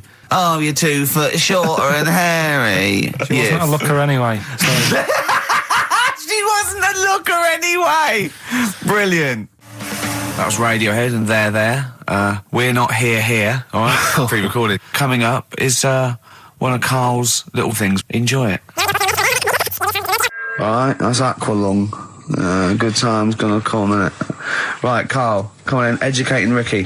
So, don't let the cat out of the bag. That's where that comes from. Comes from a crafty butcher. Right, go on then. So the next little headline is Wash Up With You. Wash up with you. Go on. You want to know about that? Yes. It's a survey that they did this week. They. Yeah, some university did some survey. Brilliant. Did a world test on washing up. Yeah. And each country were given 140 pots to clean. Brits were the quickest. Yeah. Yeah. Turkey were the slowest at washing up. the Turks? It's not because the little fellas that work in the kitchens with no... Is it?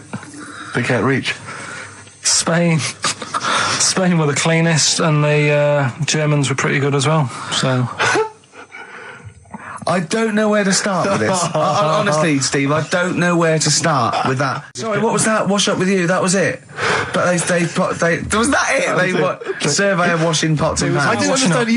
You said Italy were the cleanest. No, Spain. No, Brits were the quickest. Yeah. We were the quickest, but Italy was the Spain was the cleanest. Turkey were the slowest. Yeah. Spain were the cleanest. But why weren't we clean then? Because we were washing up. Why were we not paying attention to the? We did it rubbish. We did it quick. We did it quickly, but I don't understand why it was being rated on. Who was doing it? Was it Lynette Newman or Ainsley Harriott? She's quick. Both of them are quick. Yeah. Well, they've got like kind of loads of slaves that do it for them. Did we use fairy liquid? Don't know. It didn't have. Did we use a whole bunch of Boy Scouts? Didn't say that. Just Like said, it just said, that. Who had the softest hands? for that? Who had the softest hands? So it didn't say. I didn't. Why is it we don't get notified that this is taking place? I don't know. When I was a kid, no one ever said, we need recruits because we're doing a survey on who can wash up the quickest. Are you disappointed in yourself with that one, Karl? It is pretty dull, to be fair, and that is why we've got to bring in either con merchant or a wine merchant. Or shut up at your face. Yeah. Would you be able to, if I put you on the spot in the next, sort of after the next record, would you be able to give an example of how con merchant would work? I mean, is there something you could do just to sort of experiment? Should we play a record? I can do better than that. What? Ads. Go on. Do you know why people tink the glasses before they have a drink? Why they tink? The verb to tink. I do know that, Karl. Is it about poison? It is. Here we are. What, would it make a different noise? No. Brilliant. Go on, explain Why? it. You explain it, Steve. No, don't Steve. You explain it, Karl. Go on. Oh, I've started, so I'll finish. Come on, Karl. Explain why they tink the glasses. Ages ago, Yeah. only people with money had drinking or something. That's like one of my film reviews. Years ago. Welcome to History Now. Now, ages ago, only people with money had drinking or something. Keep going, Karl. Keep going. Like spirit and stuff. So they'd it's like businessmen. It's easy for you to say. This is getting to be cruel, isn't it? This is amazing. Yeah, go on. Why did you open your mouth, Karl? What were you hoping was the best that could happen? Because you were trying to make me look stupid before with the planet, so Whereas you know. Yeah, go on, no, come on. Businessmen with money have got to drink and ching. Okay, so then with all the drink. So they'd nip round to have a chat about the whatever they're earning money with, and they'd say, right, do you want a drink then? Yeah. Oh yeah, that'd be all right. Yeah. So rather than like just pouring it out of a bottle into a glass and saying, there you go, it could be going, hang on a minute, it could be poisoning me here and trying to like nick my business idea. Yeah. So what they'd do, it sort of pour a bit of his drink into the other person's glass, and you get that tink noise, and that's like cheers, No, Karl, I just have a slight amendment there. I think what it was you're absolutely right that they would then test each other's drinks to show that it wasn't poison. But over the years, that was reduced to just chinking the glasses by way of saying, let's not actually bother going through the whole rigmarole. They just did the chinking of the glasses. Yeah, that's good. It was exhausting though, wasn't it? I know. Was it worth it, do you think? Well, I like that, because people carry that with them now. When they do that, they'll think, oh, that bloke's definitely not trying to poison me. Yeah.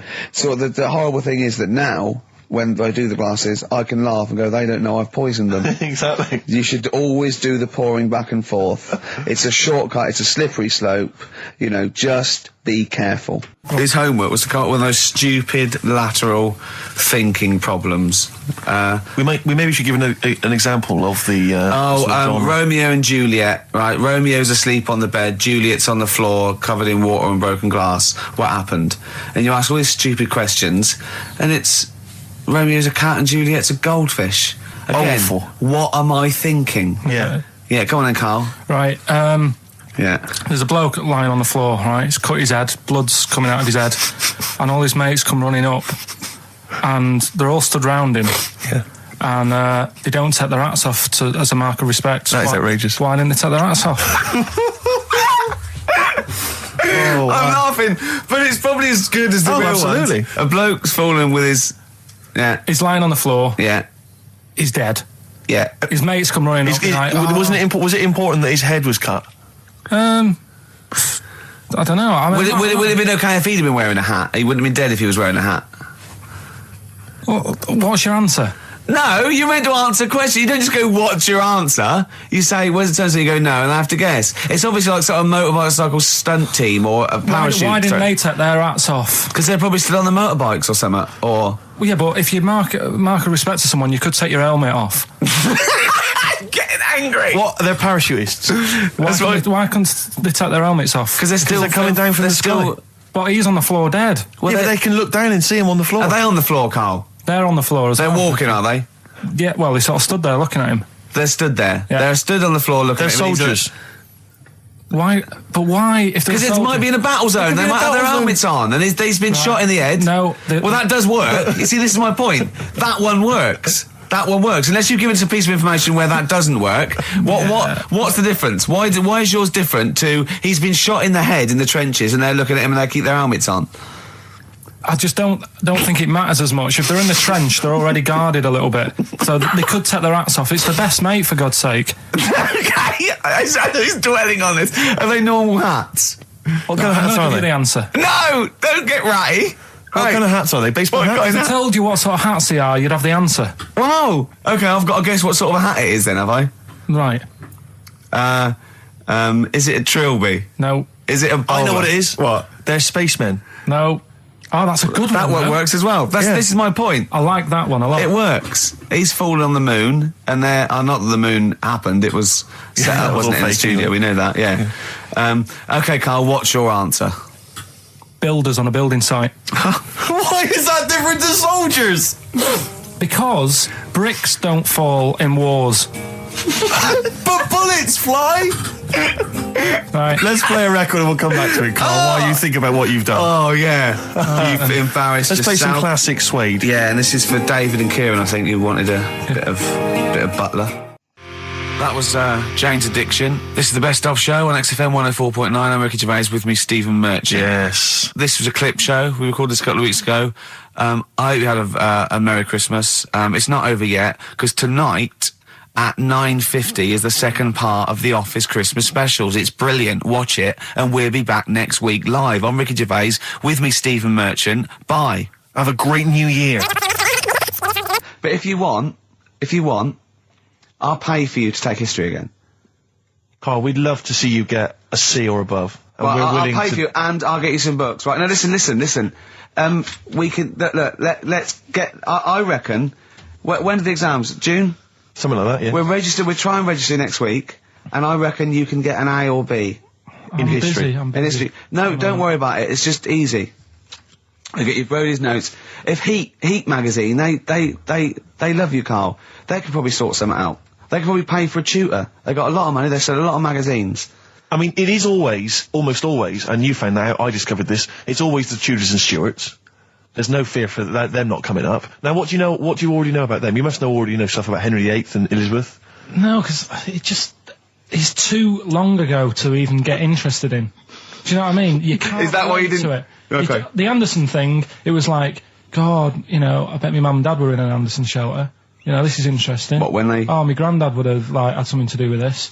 But the Tudors, it's like, I don't know even if I had a family back then. Play a record, we come back Hang to on, this. hang Sorry, on. I Steve, just because I need to introduce the new feature. Yeah, for the I record. don't know if I had a family back then. Carl, listen, let me just Carl. ask you now, right? If you can finish this sentence, we've got a chance. Divorced, beheaded, died. Divorced, beheaded. Died. What is it? We just need to do a little bit of work, but otherwise I think you're going to be fine. It's how you remember what happened to Henry VIII's wives. They're little... Divorced, beheaded, died. Divorced, beheaded. It's like spam. Support... What's it? Support, protection, anchorage, movement. That's how You're going to that's nothing to do with the Tudors No, and nothing to Stuarts. do with the skeleton. Yeah, see, no, we're not doing biology. Mnemonics and acronyms. What happened to Henry VIII's last wife? Did she die, or did she not die? Divorced, beheaded, died. Divorced, beheaded. Do you know that the only king that has got a moustache is... No.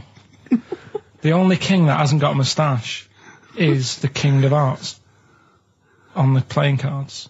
Karl is genuinely... I don't know if he's actually upset or embarrassed, but it doesn't matter. Why does it matter? You were 15 and didn't go to school. If you were my friends, I think you would have just said, "Oh, we can't find them." Why? But you just wanted to know. What to do with that? Well, what do you mean? What do you mean? It's ridiculous. Do it again because you want to learn, because there's great things in the world to learn about. Don't worry. Look, GCSE is vocational. It's vocationally for a 15, 16-year-old to go on to do A-levels or whatever, or to get results. But you don't need that because you've done very well. You don't care about the Tudors and the Stuarts. I mean, I mean, I've had a couple of jobs, not this one, because you don't need qualifications to get a job. Obviously. In the radio. Obviously. You're absolutely right. But the ones that I have got in the past, I did, because I didn't collect them, I had to lie. And I didn't like go mad. I didn't say I had A's and stuff. But I didn't put history down because I didn't even know I did it. So it's a bonus. I kind of treated myself to like a D and a couple of C's and that, so it's like, well, he's not. I love the fact that Karl even then was honourable. It's like, I'll at least put down the ones I think I took and lie, but the ones I didn't take, I won't lie about. Yeah, and don't give yourself a B. Exactly. If they're going to find out you lied, give yourself a B next time, Karl. It could backfire, couldn't it? I mean, my brother's a bit mental, and he used to do things like go for jobs and say, "Oh yeah, I've done this before," like being a mechanic, and he's never even picked up a spanner, and yet he'd have the confidence to go and try and fix cars. Well, I'm not that daft, but God, and he. Who do you blame for this? That's just an easy way out. I have to blame myself. No? Yeah. What was the teacher like? Well, there's loads of different ones. I didn't like. I mean, the history teacher, it is my own fault, because with her, she's a bit mental, and I used to kind of stop the lesson by saying, "Oh, miss, tell us about your fireplace you've got that is made from a gravestone." Because that's what that would stop any English teacher in their tracks. And she loved telling you about it. Yeah. So it was like, oh, I learned that from a teacher. So that's why I didn't know about divorce, head loss, and all that. Yeah. Dandruff legs. Horse, head loss, dandruff legs. But remember now, divorce, beheaded, died, divorce, beheaded, survived. That's all you got to remember. And what's that? That's what happened to Henry VIII's various wives. In order. What does it spell out? No, it doesn't spell out anything. You just got to remember the rhythm. In order in which he married. Yeah, but it helps. It's like when my mum taught me the alphabet. She taught me as like a song. A, B, C, D, E, F, G. Yeah, consonant. Yeah. No, not like that. Huh. That's how everyone else could do it, and I couldn't do it that way. Why? What tune did she do it to? It was A, B, C, D, E, F, G, H, I, J, K, L, M, N, O, P, Q, R, S, T, U, V, W, X, Y, Z. I feel like, feels like Christmas Day. What, you didn't get the gift you wanted? Yeah, do you know that, like, anticlimax? Yeah. When, you've been looking forward to it for so long. Yeah, you know. Well, I mean, I knew you were looking forward to it. That's why it took you 14 years to get the result, and then it was 2 other people that got them for you. Do you wish that we hadn't done it? No. It's alright. It's alright, isn't it? What's your girlfriend going to say? I don't think I'll see her again. She likes a man who knows about the Tudors and Stuarts, does she? Yeah, first gladiator, then the... Yeah, you've been bluffing. Whenever she said, "Where did you go to Stuarts?" You go, "Good." Like, lots of things, but look, there's a bird. What happened to Henry VIII's last wife? Oh, I wouldn't... oh, yeah. Oh, look, Friends is on telly. Friends is on. No, I just changed the subject by saying things like, you know, about the only king in a pack of cards. That threw off the scent. That threw us off the scent. That wouldn't fool an invigilator, would it? That's the thing. You can't use that one with an exam board. I'm always looking at stuff. I was looking at stuff this morning because of Yoragella last night. eating all that funny food and that, and also they all got a bit scared last night, didn't they, with a snake? I didn't see that. Is this I'm a Celebrity, Get Me Out of Here? Yeah, he got all worried about a snake getting on the sort of wandering about in between the sleeping bags and stuff. Yeah. And they were all scared, and it's so easy. Leave it with me. Sorry, the doctor says, leave it with me.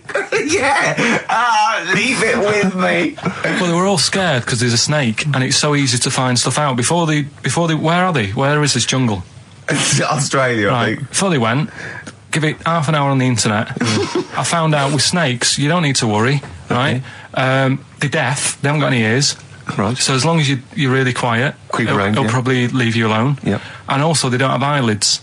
So they were suggesting if one's coming towards you, just like kick sand in its eyes. Because it can't blink, and it leaves it a bit like annoyed, and it wanders off. But they didn't do any research before they went. Yeah.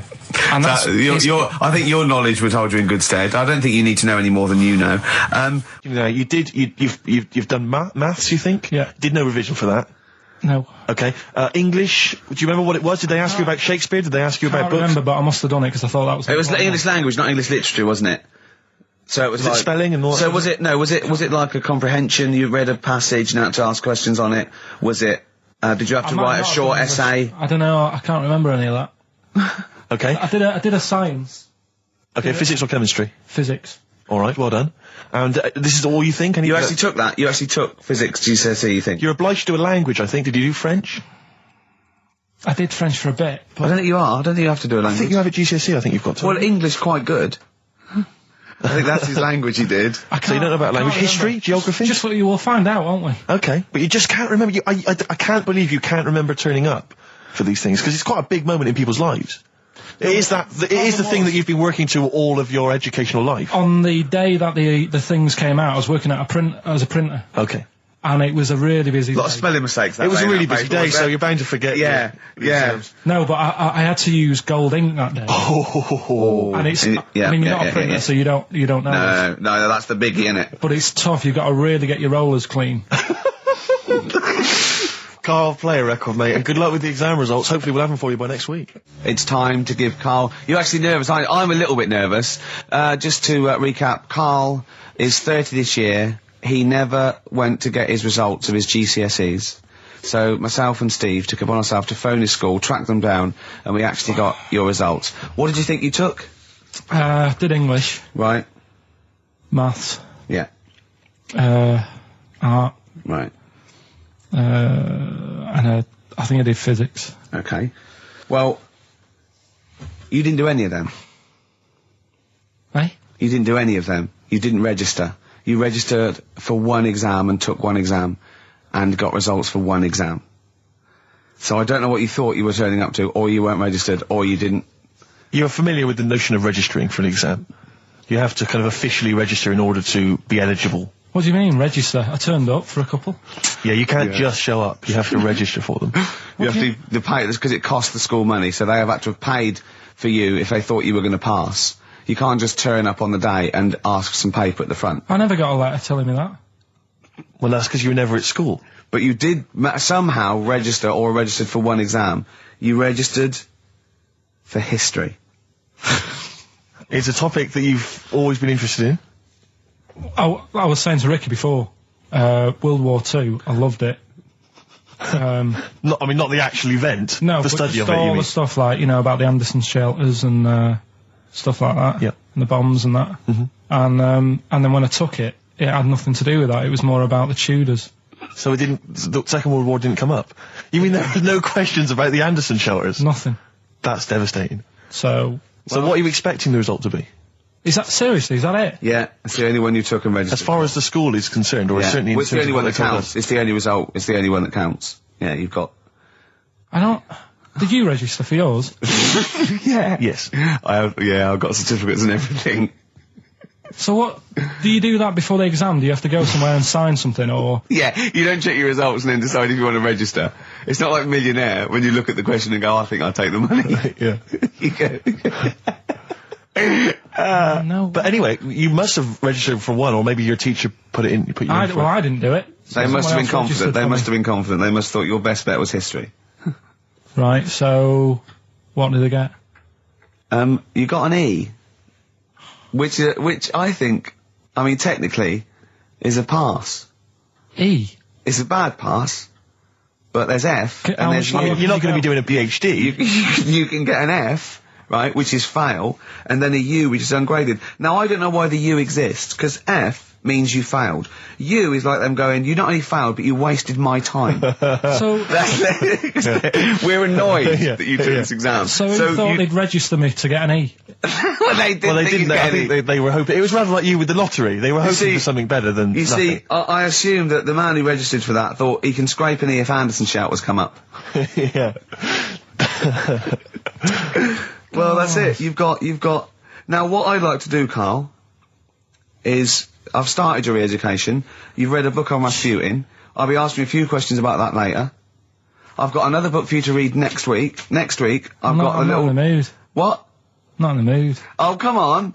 Look, what's that? What does that say? It's that fella. It's a picture of the bloke that he used to use for Citizen Smith. Yeah? Che Guevara. Yeah. Yeah. He was quite happy, I think, when he found out that Robert Lindsay was involved. He went, yeah, of course you can. No worries, yeah. What are your feelings, Carl? What do you think? Are you emotions depressed? I'm just a bit annoyed because I'm sure I turned up for more, so it just wasted me time. Listen, they don't matter. I'm sure you're doing very well. You know, you can educate yourself. GCSEs are merely a step on the ladder to help you, not just for education, but, you know, they're more vocational than anything else. You're doing very well, and you're reading books. Don't worry about it. Coming up, I've got my film review. Looking forward to it. It's a great one. It's a great film. I've got a song for the lovers any minute now. Sure. And probably loads more chat. yeah, there will be. PJ Harvey, This Is Love, XFM 104.9. It's Ricky Gervais show, isn't it? With Steve Merchant. Yeah, but you're going to keep quiet now, Steve, because I've got to do my world famous film review. Looking forward to it. Yeah, I know you criticise it because I say I do sort of like films that aren't on, you know, current release, or that I sort of just do the plot, or you know, but you know, Have you taken that criticism on board? I have. Good. This week's Ricky Gervais film review is Jungle Book. The Jungle Book. Yeah. That was made in what, 1968? I don't know, but listen, shut up, right? It's a good review, right? Right, for people who either have heard it or haven't, you know, you might learn something. Sure. Because it's sort of my take on it. Has the review begun yet, or? No, it's good from now, yeah? Okay, go. Right, the little kid, he's in the jungle, right? But he knows the bear and the panther, they're good friends. But it's dangerous because you got to watch out the tiger and the snake. Well, now, the reason is they don't mind him, but he's human and he can make fire. They can't. That's why he's sort of in demand, even though they've conquered the power of speech, they can't make fire. And then the orangutan gets him. Now, he's in trouble. But the bear puts coconuts on and makes himself look like it. Then they fall off. They've got to get away. But then he meets a girl, and then they're not, you know. Okay. Do you write these yourself? Yeah. Or you don't get a professional to do it? Right. Oh, no. Okay. And what would you give that one out of 5? It's 9. That's a 9 out of 5. Strong review there. A strong film then for you. One again. And you'd recommend that for friends and family? Yeah. Okay. Just on video or DVD or in the cinema. Okay, good. All right. And the film again was? Jungle Book. Jungle Book.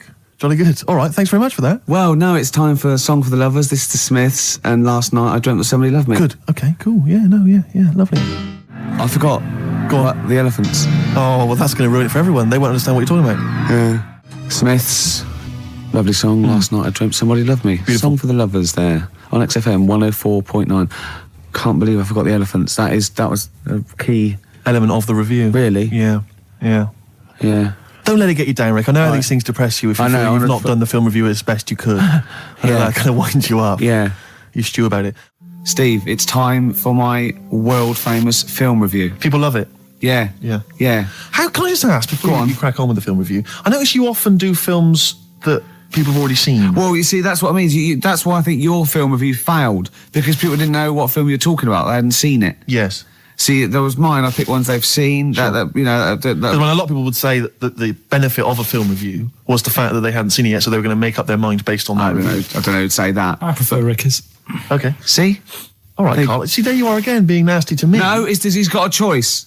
All right, anyway, so my point is that how would you hope people would use your reviews? However they want, really. Okay. So would you hope that they'd maybe seen the film but they hadn't yet made up their mind? whether they liked it or not. Well, this is up to them. This is for everyone. It's easy. So if someone because I think, you did one of your most famous ones, I think, was one for the Cuckoo's Nest. Yeah. Now that came out, I think, in 1975. Yeah. So maybe some people saw it in 1975, haven't yet made up their mind as to what they thought Yeah, of it. now this put them straight and what to look for next time, maybe. Okay. Now, ready? Ricky Gervais film review. Sure. Review. Right? Chosen Rain Man. Rain Man. Okay, now this has been on TV quite a few times and it was a multiple Oscar winner. Exactly. Okay. So, right. Rain Man, it's got Tom Cruise in it, and he's all right, he's normal, but he finds out he's got a brother who's a bit mad. Dustin Hoffman is doing it, right? And it's meant to be. He's all weird, but he's meant to be, so it's good acting. Now, he needs to keep his brother, but they don't want him to have a brother, and he doesn't remember a lot, but he dropped him in the bath and burnt him when he was little. Clumsy idiot. But then he finds out he can make a bit of money, so they get the same suits, and they go bet 2 for good, well, because he's got special powers. So he can know what the roulette. He wins that, and he drops some toothpicks. He knows how many there are, and he recognises the waitress just through the book. He's got all his football cards. Don't put them out of order. Don't go in the telephone box with him. He smells, and get him back in time for Jeopardy or watch it anyway. Then he slap his head and get worried. Qantas don't crash. So he's got all that, and in the end he doesn't. I don't think, but at least they've met each other. Yeah. Of course, Rain Man, a film about autism, which is strangely appropriate, I think, when you're reviewing it. Anyway, what would you give it out of 10? Oh, 9. Okay. Thanks very much for that. Were you useful? Yeah? Have you seen the film before? No, but I will now. Okay, jolly good. Well, excellent. Muse on XFM 104.9. It's a Gervais show, isn't it? With Steve Merchant. Yeah, we're all here. Karl. Lads. I can't wait. I can't believe it. We've got some great stuff coming up, Steve. What have we got planned? I'm being honest. Go on. There's some great tunes. Yeah. We've got, there's too many to mention. Don't mention them. Well, there's about 20, actually. Is there? We could mention them. Looking forward to them. I've got a brand new feature as Okay. well. You know, I do a film with you. Loving it. And, we do Run for the Covers and Song for the Lovers and got a new feature. Go on. That film sounds good. Right. It's not the film review. It's a track from a film. That's brilliant, Rick. Yeah. That's absolutely That film magnificent. soun's good. Yeah. Something like that. People will be desperate to look forward to that. And there'd just be some chat as well. There'll just be some natter in. Oh, yeah. Bobby Womack across 110th Street. It's great, isn't it? That's a lovely feature, And actually. that's the first feature. Ooh, that film sounds good. Brilliant. Yeah? Brilliant, yeah. That's I'm excellent. thinking of actually bringing out maybe a compilation of I'd love to hear it. Song for the Lovers. What Maybe. sort of things can we hear, can we expect in the future? Because I know you're a big fan. This is brilliant. He bought, right, the soundtrack to the film Braveheart, which is just kind of... No, let me just explain. Which is just kind of big orchestrated numbers, right? James and Horner. as far as he's concerned, that's classical music. He's got a classical music CD in his collection. It's the music from Braveheart. I sit there and I think, yeah, mate, I'd probably sort of lead my people's, He's obsessed with Braveheart. He actually sort of relates to William Wallace. He actually thinks, yeah, that's the sort of thing I'd be doing. Yeah, it is. No. What was it you were working out to the other day as well? He's got like a personal like gymnast or whatever. What's it called? Is it a gym expert? A trainer? You've got a personal... I box with this bloke. Yeah, he goes boxing in like some underpass somewhere. Right? Every day. Like every single day, he goes boxing, right? But and what was it you were training... What did you tell me you were training to this week? God. What music did you have on? Oh my God. I have actually, now I never did this, but I have actually gone red, haven't I? Yes. Right. It's very hard to embarrass I was working out and training and boxing. Oh my God. You're going to have to play a record after this. To the Rocky soundtrack. To the Rocky soundtrack. He's bought, right, a CD which has got the best music from all of them. Now, was it Eye of the Tiger or was it... It starts up with Eye of the Tiger, then it goes, Hearts on Fire. That's me sort of right off my... Then it goes, dun dun dun dun dun dun dun. Does any of your training with your trainer, does it ever involve you running through snow with a log chained to your back? Yeah, like in Rocky and helping. IV? I often have to help Russian peasants because their cart horse is like falling over, but I lift it up.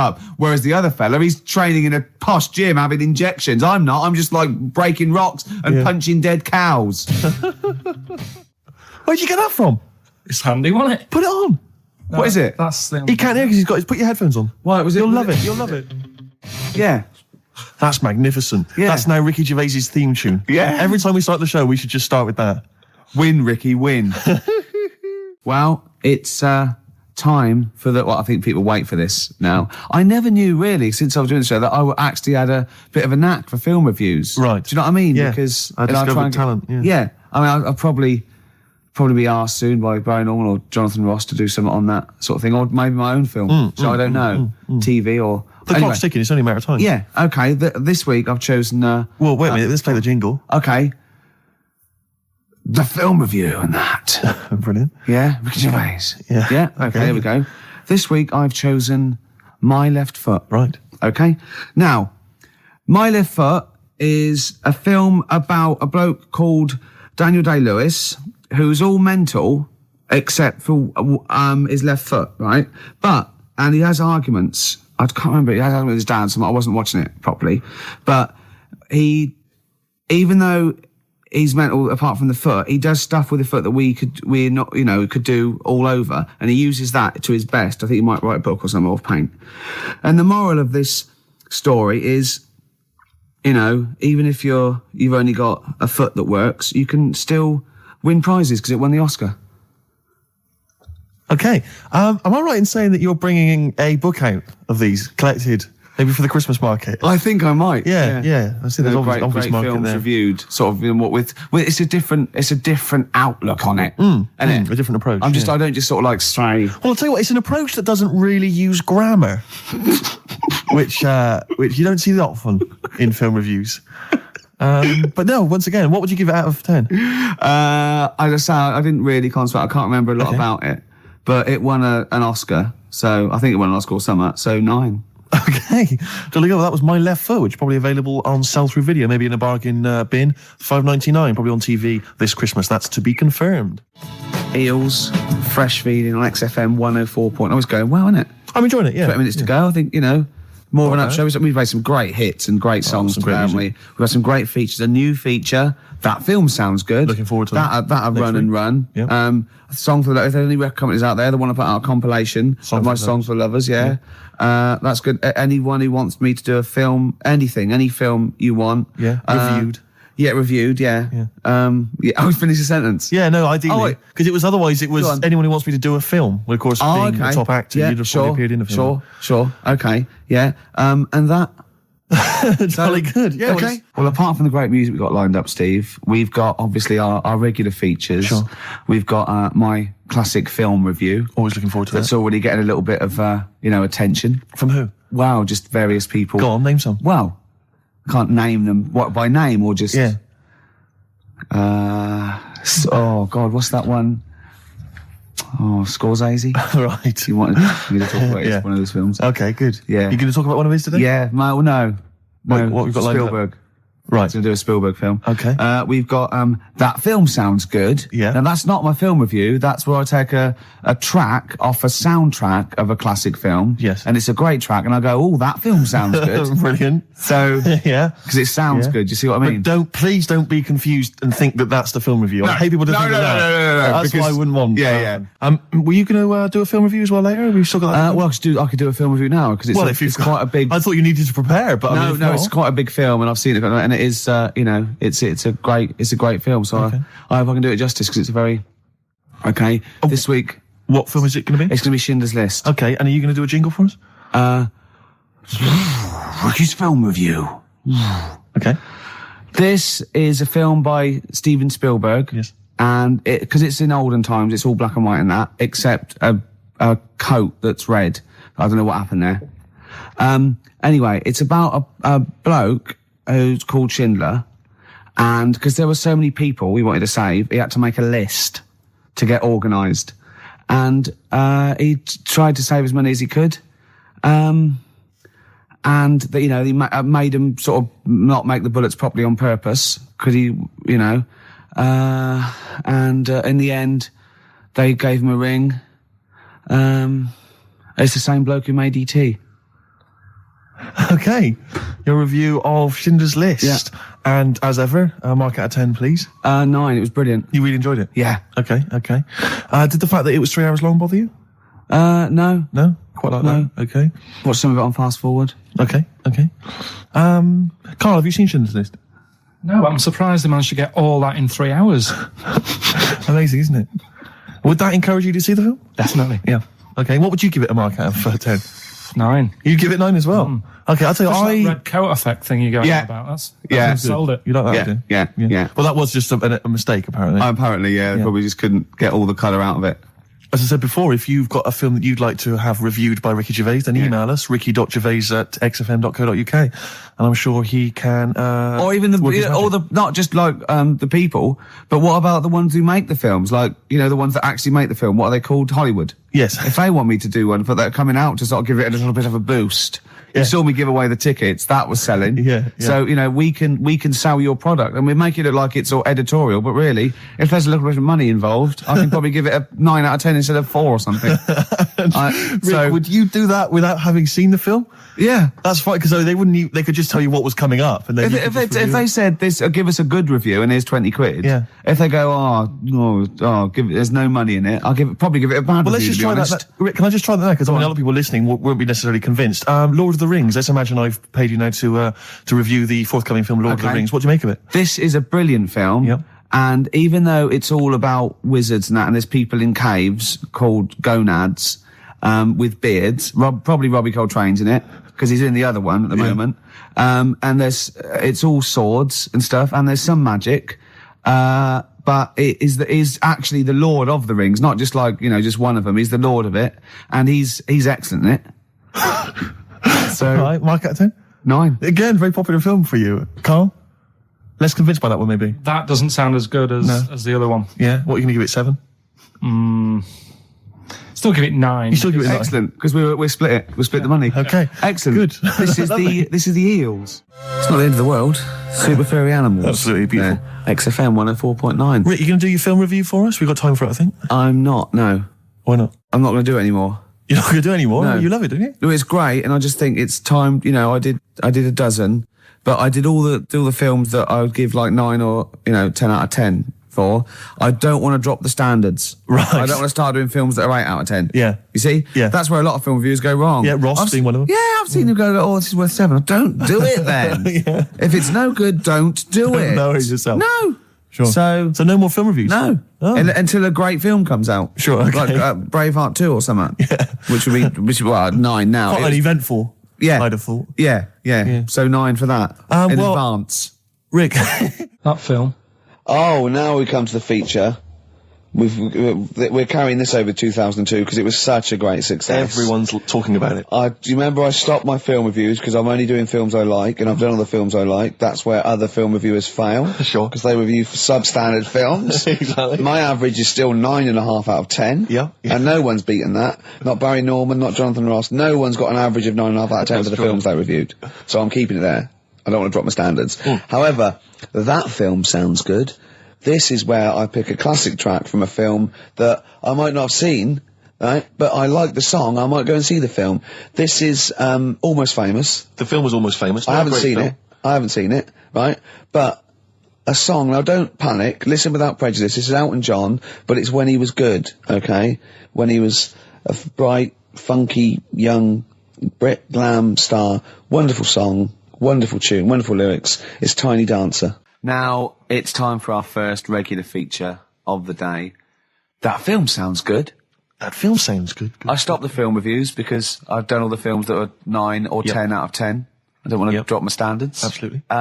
This is a feature where it's a soundtrack of a film where I like the single from it. I might want to see the film, might have seen the film. Today is our first request. Right, interesting. This is for Martin, who wants to hear Live in the City by Stevie Wonder, and it's from Jungle Fever. Let's hear it. Well, I love the song and I love the film. Living for the City. Genius. Stevie Wonder. The man's a From god. the film Jungle Fever. Absolutely. It's a great film. Yeah. Well, not to be confused with Living in the City, which I think is a Desiree track. So Now never you did know, that. because you're a huge But Desiree fan. we were grooving along to that. It's a great, not my favourite Stevie Wonder track. I actually, for He's Mr. Know-It-All, but a great track. Stevie Wonder's just fantastic anyway. And during that, we just had heads down, we just like, just enjoying the moment. We said, turn it up, didn't we? We liked it. Karl, just halfway through, just looking at me, he's got a driving licence. Yep. I went, what? He went, he's got a driving licence. I went, he went, yeah, just for his own land. I went, you don't need a driving licence for your own land. He went, you might be right. He said, who else is blind? I remember hearing something. It was someone famous Right. who shouldn't have a driving licence. Well, And they have. And I'm sure a lot it's of people. I'm sure it was someone who's blind. But you're right, it's a bit of an odd one. Isn't it? No, but don't forget, this hasn't just happened, this is in your head. So you can't say that and go, isn't that weird? How did that happen? It's in your head, don't forget at the moment. There is no proof There's of no this. proof of that. You can't say something and then go, isn't that strange? You said it. Oh. Do you know what I mean? We didn't just see something happen out the window. Yeah, you know, do you see what I'm saying? What's in your head and what happened and all that? What are you thinking? I'm just thinking, who's that other fella? Ray Charles. Ray Charles. Yeah. Why would he have a driving licence? He's blind as well. I think it's the blind thing we've got a problem with. It's the idea of people who are blind driving cars that's maybe made us question that. I mean, Stevie may have a driving licence. I very much doubt that he's passed his test. No. He probably hasn't even... I mean, he could have done the theory one, maybe. But that's touchscreen. And until Labradors actually are allowed on the Queen's Highway, Exactly. I don't think we'll see many blind people driving I cars. might be wrong. You might be, mightn't you? Oh, we hadn't thought of that. Yeah. Oh, yes, you might be wrong. Could well be Well, wrong. there's a start. I fancy a bit of Ed Hardcore about now. Well, Rick, you've embarrassed yourself because his name's Harcourt. Harcourt. Yeah. Yeah. Just play the song, Carl. Just mop up this ugly mess. Just to hear a song. Okay, Rick. right, it's 1:30, and that film sounds good. Ooh, that film sounds good. Feature. This is where I choose a song from a film that film sounds good. See? This is a film that me and Steve both love, and he saw it first and got me onto it and said I'd love it, and I did. It was Rushmore. It was a great film, and from it features one of my favourite artists of all time, The Wind by Cat Stevens, and this is off the first album I ever bought from Teaser and the Firecat. This is The Wind from Rushmore. That film sounds good. Feature. Cat Stevens, The Wind. Elegant. It's a beautiful song. The album is a superb album. It's seminal. It's just has some great songs on there. I feel like playing another one, maybe Song for the Lovers. Maybe do it later, yeah. Maybe I could do that, yeah. It's beautiful. I have to say I've seen the follow-up to Rushmore. If you enjoy Rushmore, it's this new film, The Royal Tenenbaums, with amazing cast. Ben Stiller's in it, Gwyneth Paltrow, and Gene Hackman in his Golden Globe-winning performance. Oh, yeah. Same sort of thing as Rushmore, same kind of style, but lovely sort of kind of family comedy. Absolute dynamite, and again, a brilliant soundtrack. Nico is on there, Nick Drake, all kinds of treats. Forthcoming in the cinemas, Rick. You say the follow-up, is it the It's same not a director? sequel. It's the same director, same writer, Right. some of the same cast. Bill Murray makes another appearance. Same style. Haven't the Swingers lot done another one? They have their new films Made with the same John Favreau and Vince Vaughn. Again, dynamite, really good fun. Not as kind of perceptive as Swingers, but certainly as much fun. Have you seen Swingers, Carl? I think so. Is it the one where they've got a line in it? They've got a catchphrase in it, haven't they? You're the money? Your money? No. You're that's so money. Jeremy that's it. Yeah, I've seen it. Yeah. Yeah. I love the fact that I said you're the money, you went no. You went you're so the money, you went yeah. Well, yours is from, what's his name? Yeah, Jerry Maguire. No, Yeah. that's show me the money. Yeah. Yeah. I've seen it. Anyway. See, that was really articulate. We had, we did a feature. It linked into film. Steve Love Films did a little, off the cuff review. Then it went into gobbledygook again. Yeah. That, I can't even say it. You couldn't even say the word gobbledygook. It's, yeah.